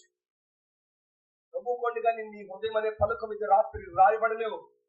చేస్తున్న ప్రభుత్వాజీ పనులు, చేస్తున్న సిగ్గు విడిచి చేస్తున్నటువంటి పనులు ప్రభుత్వం ప్రియమైనటువంటి వాళ్ళరా, నువ్వు చేసే ప్రతి రహస్యమైనటువంటి క్రియకు లెక్కడుగుతాడు ఆయన. ఆయన దృష్టికి మరుగైనది ఏదియో దావీదంటాడు, నేను వేకువ రెక్కలు కలిగి ఆకాశమునికి ఎక్కిపోదును అనుకుంటున్నా, అక్కడ నీ కన్ను నన్ను పాతాళములకు దిగిపోదును అనుకుంటున్నా, అక్కడ నీ కన్ను నన్ను, నీకు మరుగైనది ఏది? రిమెంబర్, అవుట్ ఆఫ్ లవ్, ఆయన ప్రేమతో ఈ రాత్రి నీతో మాట్లాడుతున్నాడు రా. కారణం, నీకు బంధించి ఉంచిన ఆ వ్యభిచారం, ఆ జారత్వం, ఆ చూదం, ఆ త్రాగుడు, మానసిక సంబంధమైన ప్రతి రుగ్మతలు ఉన్నది. ఈ రాత్రి ఆయన వాక్యం నీకు విడుదల కలుగొచ్చేయును గాక. నీ సంఖ్యల వైపు విప్పును గాక. ఆ క్షరలో నుండి ఆయనకు విడుదల కలుగొచ్చేయును గాక. నిన్న వాక్యమందు నిశ్చయంగా నిలబడు. నిశ్చయమైన తన చేతుల నుండి చిగట కలిగిన దొంగ మూగుల నుండి లేవనెత్తి సింహాసనం మీద కూర్చోండా నివ్వగలిగిన సమర్థుడి రాత్రి ప్రేమతో నీతో మాట్లాడుతున్న మాట. ఆయన ఆశ ఒకటే, ఆయన నీ కొరకు స్థిరపరిచిన సిద్ధపరిచిన మార్గం ఒకటే, నిత్య మహిమకు చేర్చే మార్గం. దేవునికి స్తోత్రం. ముగిస్తూ జ్ఞాపకం చేస్తున్నాను, ఆ మహిమ కొరకు పిలిచాడు. ఆ మహిమలో మరణం లేదు, ఆ మహిమలో పాడు చేసే వాతావరణం లేనే లేదు. ఆ మహిమలో నిన్ను ఉద్ధరించిన వాడు, నిన్ను ఆదరించిన వాడు, నిన్ను తరలా మార్చగలిగిన తండ్రి కుమార పరిశుద్ధాత్మ ఉన్నారు. ఆ మహిమలో, ఆ మహిమకు ఎక్కిపోవాలి అంటే చేయగలిగిన రెండు ప్రాముఖ్యమైన పనులు. విన్న దాని యందు నమ్మకం ఉంచాలి, విన్న దేవునికి విధేయత చూపించాలి. విశ్వాసంతో కూడిన విధేయత చూపించి శ్రమ వచ్చిన, అవమానాలు వచ్చిన, నిందలు వచ్చిన, శరీర సంబంధమైనటువంటి ఆ పాపపు కోరికలు, తుచ్చపు ఇచ్చలు నిన్ను ప్రేరేపిస్తుందా? ప్రభువును ప్రియమైనటువంటి వాళ్ళరా, ఇంటికి లేకపోతే ఎఫ్ఎస్సీ 4:17 రాస్తాడు, వారంతా ప్రభువును పిల్లరా, ఆ వారికి కలిగినటువంటి అంధకారమైనటువంటి మనస్సును బట్టి దేవుడిచ్చే మహిమను వారు కోల్పోయినటువంటి దౌర్భాగ్యంగా మిగిలారు. నీవు నేను అలా ఉండకూడదు అంటాడు ఎఫ్ఎస్సీ గ్రంథకర్త ద్వారా పరిశుద్ధాత్ముడు. దేవునికి స్తోత్రం కలుగును గాక. వారు కామాతురత కలిగిన వారై అత్యాశతో పాపం చేయ ప్రయత్నం చేస్తున్నారట. ఇక్కడ కుదరకపోతే ఇంకో దగ్గరికి వెళ్దాం. ఒక దుష్కర్త దేవుడు నాకు జ్ఞాపకం చేస్తాడు. ఒక చిన్న మాట చెప్పి ముగిస్తామని ప్రభుత్వ పిల్లల ఇలాగే కూడికలకు వచ్చే సందర్భంలో తాడేపల్లి కూడేమది క్రిస్మస్ సభని ముగించుకుని అక్కడి నుంచి నేను మణుగూరు ప్రాంతానికి బయలుదేరి వెళ్ళాలి. అప్పుడు తెలంగాణలో బస్సులు స్ట్రైక్, అది నాకు తెలియదు. రాత్రి 11:30-12 అయిపోయింది. దేవరం తీసుకొచ్చాడు. అక్కడికి నన్ను తీసుకెళ్ళినటువంటి ఓ సంఘ పెద్ద, ఆ పెద్ద ఆయన తీసుకొచ్చి బైపాస్ రోడ్ లో నిలబెట్టాడు. కారణం, ఇంటికి తీసుకెళ్ళిపోతారు బాబా అన్నాడు ఆయన. కాదయ్యా, ఉదయానికి నేను మణుగూరులో ఉండాలి, ఉదయం ఉంది, సాయంత్రం కూడా ఉంది, వర్తమానం ఇవ్వాలయ్యా, దైవ పనిలో నేను ఉండాలి అంటే, అయ్యా రెస్ట్ లేదు నీకు, నేను చూస్తుంటే బాగా నీలాగా ఉన్నావు, వద్దయ్యా వద్దండి, కాదండి, ఏదో రకంగా నేను వెళ్ళిపోవాలని అన్నాను. కానీ ఇక్కడ బస్సు దొరికి పరిస్థితి ఏంటి అన్నాడు. నిలబడ్డానికి చూసి గంట సేపు, 1 గంట అవుతుంది, ఏమి లేవు. నేను ఆయనతో అంటుంది వెళ్ళిపోయి బాబు. ఆయన వెళ్ళంటాడే, వచ్చిన నాటి నుంచి వచ్చిన క్షణం నుంచి వెళ్ళు అంటున్నారు. ఎందుకో చెప్తా, నా ఒళ్ళు నా పరిస్థితి అయిపోయిందంటే ఆయన వెళ్ళిపోతే కనీసం ప్లాట్ఫామ్ ఏదన్నా పడుకుందాం. వెళ్ళిపోయింది దేవుని ప్రభుత్వం పిల్లరా, ఓపిక లేదు, రెస్ట్ లేని పరిస్థితి. ప్లాట్ఫామ్ ఏదన్నా పడుకుందాం. తెలిసిన వాళ్ళ మధ్య పడుకుంటే సిగ్గు కదా, తెలియని వాళ్ళు ఉంటే పెద్ద మనం ఎవరో తెలియదు కాబట్టి పెద్ద ఇబ్బంది ఉంది. వెళ్ళిపోతాడేమో అంటే వెళ్ళట్లేదు ఆయన. నా పరిస్థితిలో ఉంది. ఆయన ఏంటన్నప్పుడు అంబాసిడర్ కార్ వచ్చింది, అది గుడి వైపు వెళ్తుంది. అడిగాను, అయ్యా గుడి వైపు అంటే బయట అన్నాడు. నేను కార్యక్రమం తరపు అనుకున్నాను, దేవరం నుంచి గుడి పోవడం దూరం కదా పడుకొచ్చిన అదే పడుకున్నాను. ఎక్కానో లేదో కళ్ళు మూసాను అన్నట్టే ఉంది, కానీ తక్కువ వచ్చింది గుడి దిగిపోమన్నాడు. దిగిపోయాను. ఒక పేపర్ వ్యాన్ వస్తుంది, ఎక్కడికి అంటే ఏలూరు అన్నాడు. సరే ఎక్కేది దొరికింటారా. వాళ్ళు ఎక్కినప్పుడు సంభాషణ అన్నాడు, ఎక్కడికి వెళ్తావు బ్రదరు అన్నయ్య అన్నాడు. తొంగా భద్రాచలం వెళ్ళాలి, భద్రాచలం నుంచి మణుగూరు వెళ్ళాలి తమ్ముడు అంటే, అవునా నేను దూరం వెళ్తాను, ఏలూరు వెళ్తాను అన్నాడు. అది తమ్ముడు అన్నాడు, ఏలూరు ఏలూరు వచ్చిన తర్వాత అన్నాడు, అన్న సెంట్రల్ కూడా వెళ్తాను నేను అన్నాడు. సెంట్రల్ కూడా ఎక్కడ బాబా అన్నాడు.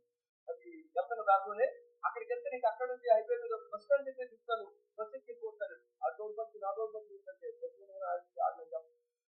తీసుకెళ్ళి కరెక్ట్ గా బస్ స్టాండ్ తీసుకొచ్చి నేను బస్ స్టాండ్ లోపలికి వెళ్ళిపోయి వాడి బస్ స్టాండ్ అంటే ఆ నాయకు తీసుకుంటున్నారు డ్రైవర్లు అంటారు. బస్సు తెలంగాణ బస్సు వస్తాయి కాబట్టి తెలియదు బస్సు లారీలో వస్తాడు. లారీ తీసుకెళ్ళి కరెక్ట్ సాంకేతిక లారీ ఎవరు బా నా పరిస్థితి నీకు తెలుసు, పని నిధి పనివాడిని నీ వాడిని ఆశతో వచ్చాను, నిలబడ్డాను. యా ఏ బండి వస్తే ఆ బండి ఇస్తాను, ఆపుతాను, నిలబడితే ఏం జరుగుతారు ఉత్సాహానికి నా తండ్రి వైపు వచ్చాను. బండి వేసి వస్తున్నాడు కుర్రడు, ఆపుతాడు నా తమ్ముడు పలానా అన్నా నేనంటే వెళ్తాను 4 కిలోమీటర్లు. సరే అన్నాను. వెళ్తా తమ్ముడు వెళ్తారు, నేను భద్రాచలం వెళ్ళాలి, అక్కడి నుంచి మణుగూరు వెళ్ళాలి, అవునా? నేను అటువంటి వెళ్తున్నాను. నేను ఊరికి వెళ్ళిన తర్వాత అశ్వారావుపేట వెళ్తానున్నా 5 నిమిషాలు చేస్తాను అక్కడ. కానీ వెనక్కి గోడంతో దూరం వెళ్ళట్టున్నాను. దూరం వెళ్ళి వారం తీసుకెళ్తాను. తీసుకెళ్తాడు అడవిలో తీసుకెళ్తాడు. అసలు అడవిలో ఉన్న అరోమా అంటే ఆ ఫ్రాక్చర్, ఆ పూల వాసన, ఆ ఉదయం వేళ పండ్ల వాసన, అబ్బా ఎదరాలి కూడా పోతుంది. పోతా ఉండేవాడు ఇక్కడ పోతుంది. నేను ఎక్కడికి వెళ్తాను చెప్తాను. నేను ఎక్కడికి వెళ్తాను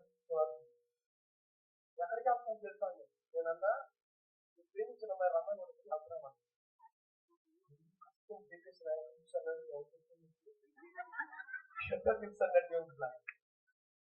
నిజం. ప్రేమించిన అమ్మాయి కూర్చోండి రెడీ అక్కడ చదువు కుర్రాడు నిజమన్నా. నేను ప్రేమించిన అమ్మాయి వైజాగ్లో వాడు ఇంపార్టెంట్ అది ప్రశ్న ఇంకా నువ్వు తెల్లవారకు ముందు సింహ చీకటి ఉండగానే పాప పనులు చేయడానికి అమ్మ పొద్దున్నే లేచి 7 బాగా తెల్లారని బతికి తినడా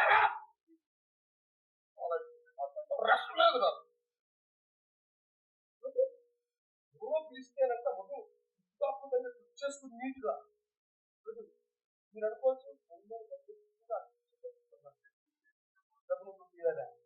అది బోధ నేర్పించడానికి, బుద్ధి నేర్పించడానికి కొన్ని సందర్భాలను దేవుడు మన ఎదురు తెస్తాడు. అక్కడ 4 వారు పాపం చేయడానికి వాళ్ళు అటువంటి వారు సిగ్గు లేని వారై నానా విధమైన అపవిత్రతను అత్యాశక్తితో కలిగించుటకు తమ్మును తామే కామకత్వములకు మీరైతే అలా నేర్చుకున్న వారు దేవునికి స్తోత్రం కలుగును గాక. రాత్రి సంగతి చెప్పిన ఇచ్చిన దేవుడు రా నా దేవుడు, వెలుగునివ్వగలిగిన సమర్థుడు రా నా దేవుడు. సమయాన్ని గౌరవిస్తాడు, ఈ ఆరోగ్యాన్ని గౌరవిస్తాడు, ఈ ఆత్మను అన్నిటికంటే ముఖ్యంగా గౌరవించాడు. నీ ఆత్మ ఆయనకు చాలా విలువైంది.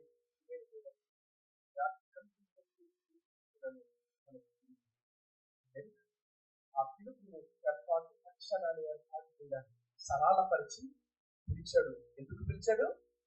నిత్యమైన మహిమలో ఉన్న నిత్యమైన విశ్రాంతి కొరకు పిలిచాడు. ఆ విశ్రాంతిలో మరణం లేదు, ఆ విశ్రాంతిలో పాపపు ప్రభావం ఏ సమంతైనను లేదు. ఆ విశ్రాంతిలో నీకై ప్రాణం పెట్టిన నీ ప్రాణనాథుడు ఉన్నాడు, నిన్ను కన్న నీ తండ్రి ఉన్నాడు, నిన్ను తొట్టిలక స్థిరపరిచే పరిశుద్ధాత్ముడు ఉన్నాడు. అక్కడ కలుసుకోగలిగిన స్థలం అది. ఆ స్థలానికి వెళ్ళాలి అంటే పరిశుద్ధాత్ముడితో మాట్లాడుతున్న వాడి వ్యక్తి కాదు, జీవం కలిగిన దేవుడని. ఆ మాటకు నువ్వు నిలబడిపోతే అభివృద్ధులు దేవుని ఔన్నత్యాన్ని గుర్తెరిగిన వారై నిలబడిపోయారు. రాజా వండుతున్న అగ్నిగుణమును తప్పించి రక్షించ సమర్థుడు మా దేవుడు. తప్పించకపోయినా నిలబడితే సింహాసనం నీది. దేవునికి స్తోత్రం కలుగును గాక. 2వ మాట దేవుడు మనతో చెప్పాడు, దేవుడా. ఒకప్పుడు మనుషులు చూస్తారేమో భయం ఉండేది, ఇప్పుడు అది కూడా తప్పకుండా ఆ చూస్తాడు, ఇది చూస్తాడు, ఎవరు చూస్తాడు, ఆ భయం వదిలేసిన సమాజంలో భయము కలిగి దేవుని జ్ఞాపకం చేస్తున్నాను. నా పరిస్థితి అది. కానీ ఏ మొహం పుట్టిన దేవుని దగ్గర రాదు నాకు అర్థం కావట్లేదు అంటావా? ఈ మాట దేవుడు ఈ ఆసనం మీద కూర్చున్నాడు. ఎవరి పత్రిక మీరు చదివారే, బయట మూసేది పర్లేదు. ఎవరి పత్రిక మీరు చదివారే, దానిలో 14వ వచనం నుంచి మీరు చదివితే ఇక్కడ రాయబడిన మాట 16వ వచనం అంటాడు, సమయోచితమైన సహాయం చేయడానికి కృపాసనం మీద కూర్చున్నాడు. ఆయన ఏ ఆసనం మీద ఉన్నాడు? ఈ బతుకు బాగోపోయినాడు. విచారంలో ఒకవేళ తెలియకుండా నేర్చుకోలేదు, చారత్వంలో ఉన్నది, దొంగతనంలో ఉన్నది, భర్తకు తెలియకుండా తప్పుడు పని చేస్తూ, భార్యకు తెలియకుండా విచ్చలవిడితనంగా బ్రతుకుతుంది, తల్లిదండ్రులకు విధేయులే బ్రతుకుతుంది, నాశనం సమీపంలో ఉంటుంది. ఇక్కడ నా దేవుడు నన్ను ఆదరించుడు, నన్ను పరామర్శించుడు, నాకు దిక్కులేదనుకున్నావా?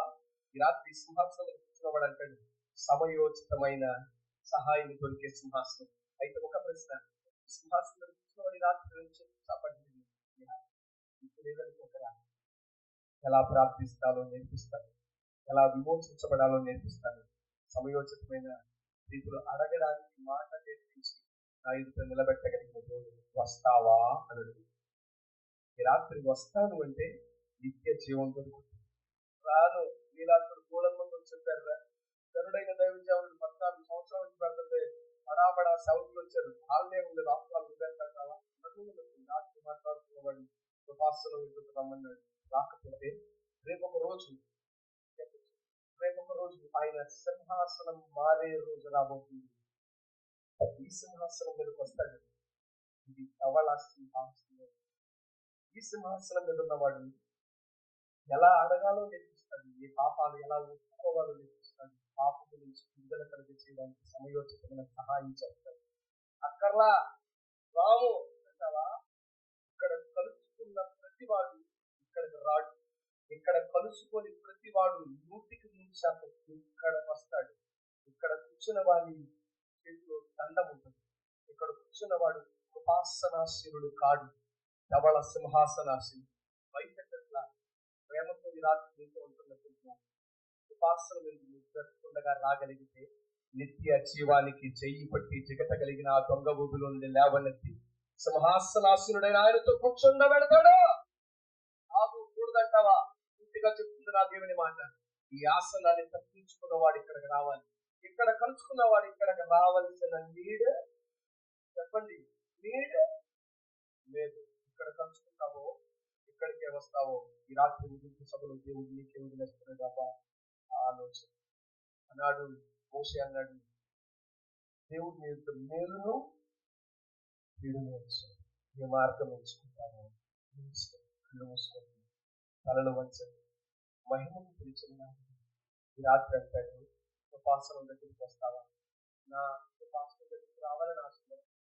యేసు నా ప్రభు అని హృదయపూర్వకంగా ఆయన అంగీకరించి వారి మనసు సంబంధమైన ఇంటి మూలమైన బాప్తిసం ఆశ నాకుందరా? నా కోసం ప్రార్థిస్తావన్న వారు రాగలుగుతారా? నా ఆయన నిత్య రాకకై నిత్య మహిమలో ఉండాలని ఆశ నాకుంది.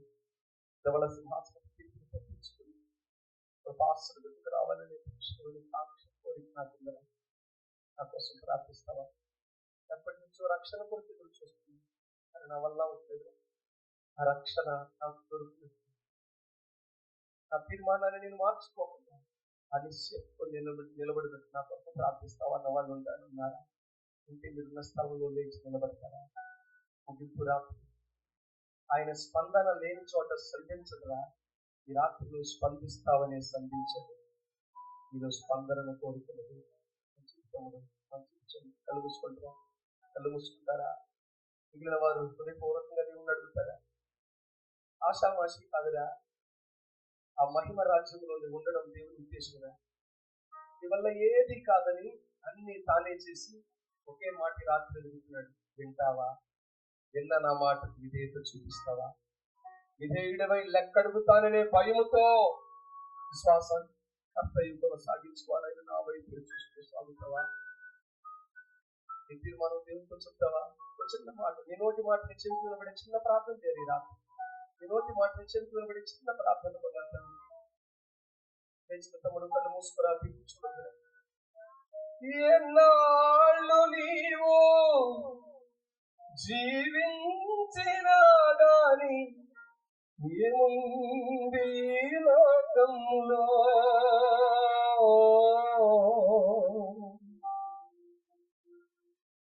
ఇన్నేళ్ళు నీవు చేసిన క్రియలన్నిటికీ తీర్పుంది పైలోకంలో. తీర్పు దినమునందున దేవుని ఎదుటే నీవు నిలిచే ధైర్యం నీకుందా? నిలిచే ధైర్యం నీకుందా? మార్పు చెందవా? నీవు మార్పు చెందవా? మనసు మార్చుకోవా? మార్పు చెందవా? నీవు మార్పు చెందవా? మనసు మార్చుకోవా? అనుకూల సమయం ఇది మనసును పొందవా? అనుకూల సమయం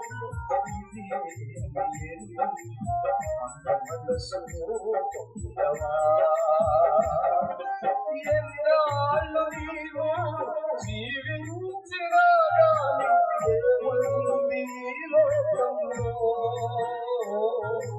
ఇన్నేళ్ళు నీవు చేసిన క్రియలన్నీ తీర్పు నుండి పైలోకంలో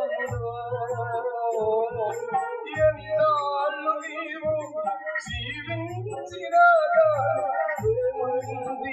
లోకంలో తమ్ముడు ఇన్నాళ్ళు నీవు చేసిన క్రియలన్నీ తీర్పు నుండి పైలోకంలో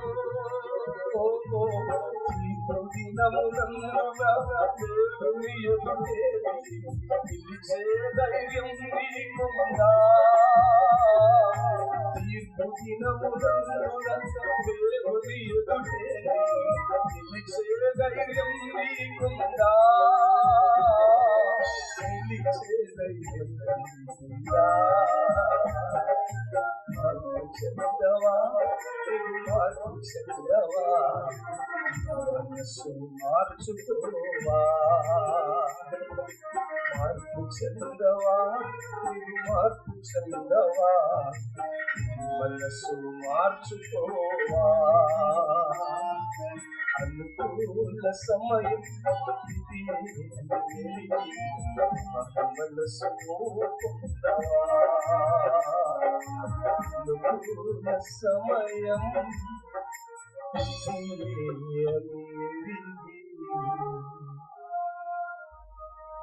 మారు మనసును పొందవా.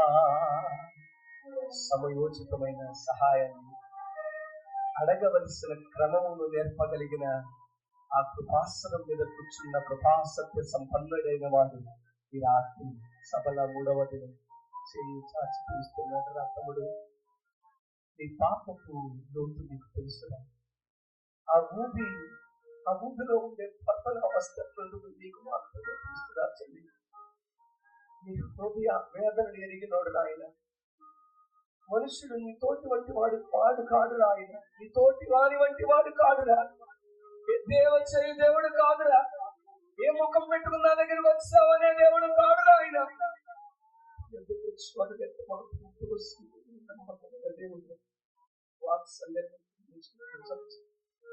రాత్రి మరొక్కసారి ప్రేమతో చూస్తున్నాడు.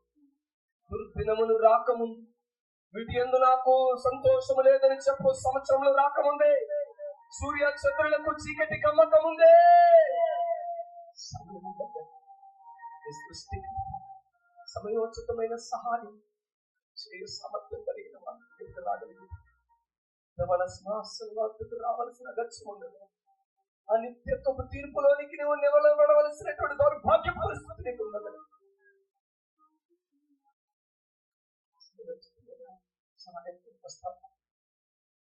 ప్రార్థిస్తావా? సర్వాధికారి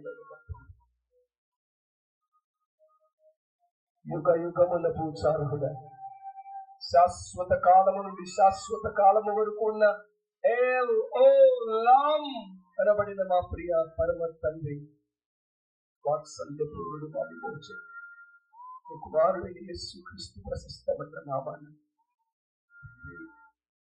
శిల్వ దర్శన స్వస్థత ప్రార్థనా మందిరం మీరు ఏర్పరిచిన శిల్వ దర్శన ఆశీర్వాద పండుగలలో ఆరంభ దినము నుండే మీ మహిమకు పిల్లలను తీసుకున్న దేవుడు ఉన్నాయి. మన్నైన వారిని మహిమకు ఆస్పదమైనటువంటి నీతో ఆ సింహాసనం మీద మహిమనాథుడా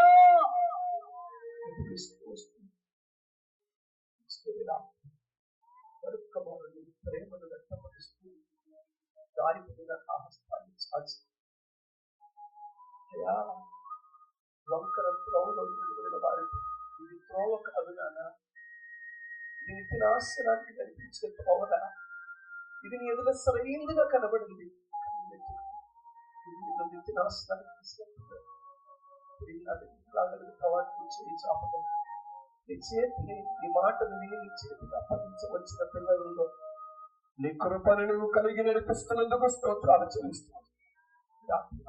నిలబడ్డారయ్యా. మనుషులుగా నేను ఉద్ధరిస్తానని కాదు, వాళ్ళు ఎవ్వరు వాళ్ళు ఉద్ధరిస్తారని కాదయ్యా.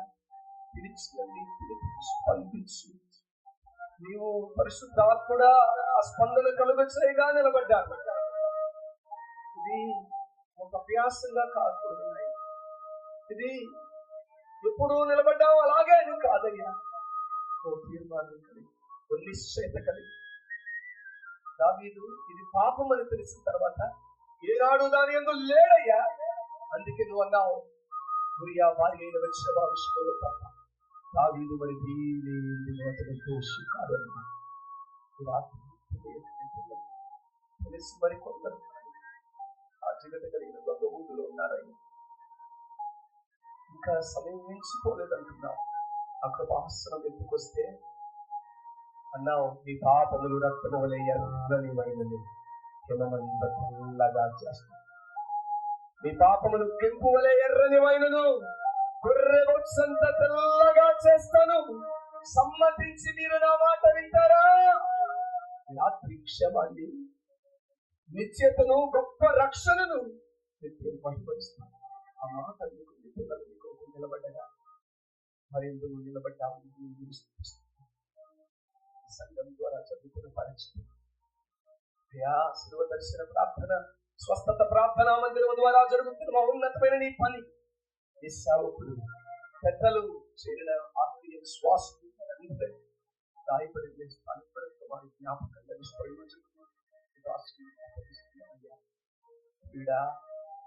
ఆశతో కూర్చోబెట్టావు. విశదీకరించి మాతో మాట్లాడావు. ఈ ప్రేమను వ్యక్తపరిచి నీ ప్రేమకు స్తోత్రాలయ్యి. మాకు కాదు మీ కృపా సత్యములను బట్టి మీ నామమునకు మాత్రమే మహిమయు ఘనతయు ప్రభావములు చేరిన మా అందరి హృదయాంతరంగముల ద్వారా యథార్థముగా కలుగును గాక. అనుభవపూర్వకమైన విధేయతతో కూడిన విశ్వాసముకు నిలబడిన వారు కొంచెము కాలము శ్రమ పడిన తర్వాత పూర్ణులుగా చేస్తానన్నావు, స్థిరపరుస్తానన్నావు, సంపూర్తి చేస్తానన్నావు, బలపరిచి యుగ యుగములు ప్రభావము కలిగిన నీతో కూర్చుండబెడతానన్నావు. నీ మాట లిక్కము ఇది స్పందించిన మా హృదయములలో అది స్థాపిత. క్రీస్తు పేరట స్తుతించి మమ్మల్ని అప్పగించి మహిమపరచి పొంది నామన్న వేడుకొంచున్నాను పరమ తండ్రి. ఆమేన్.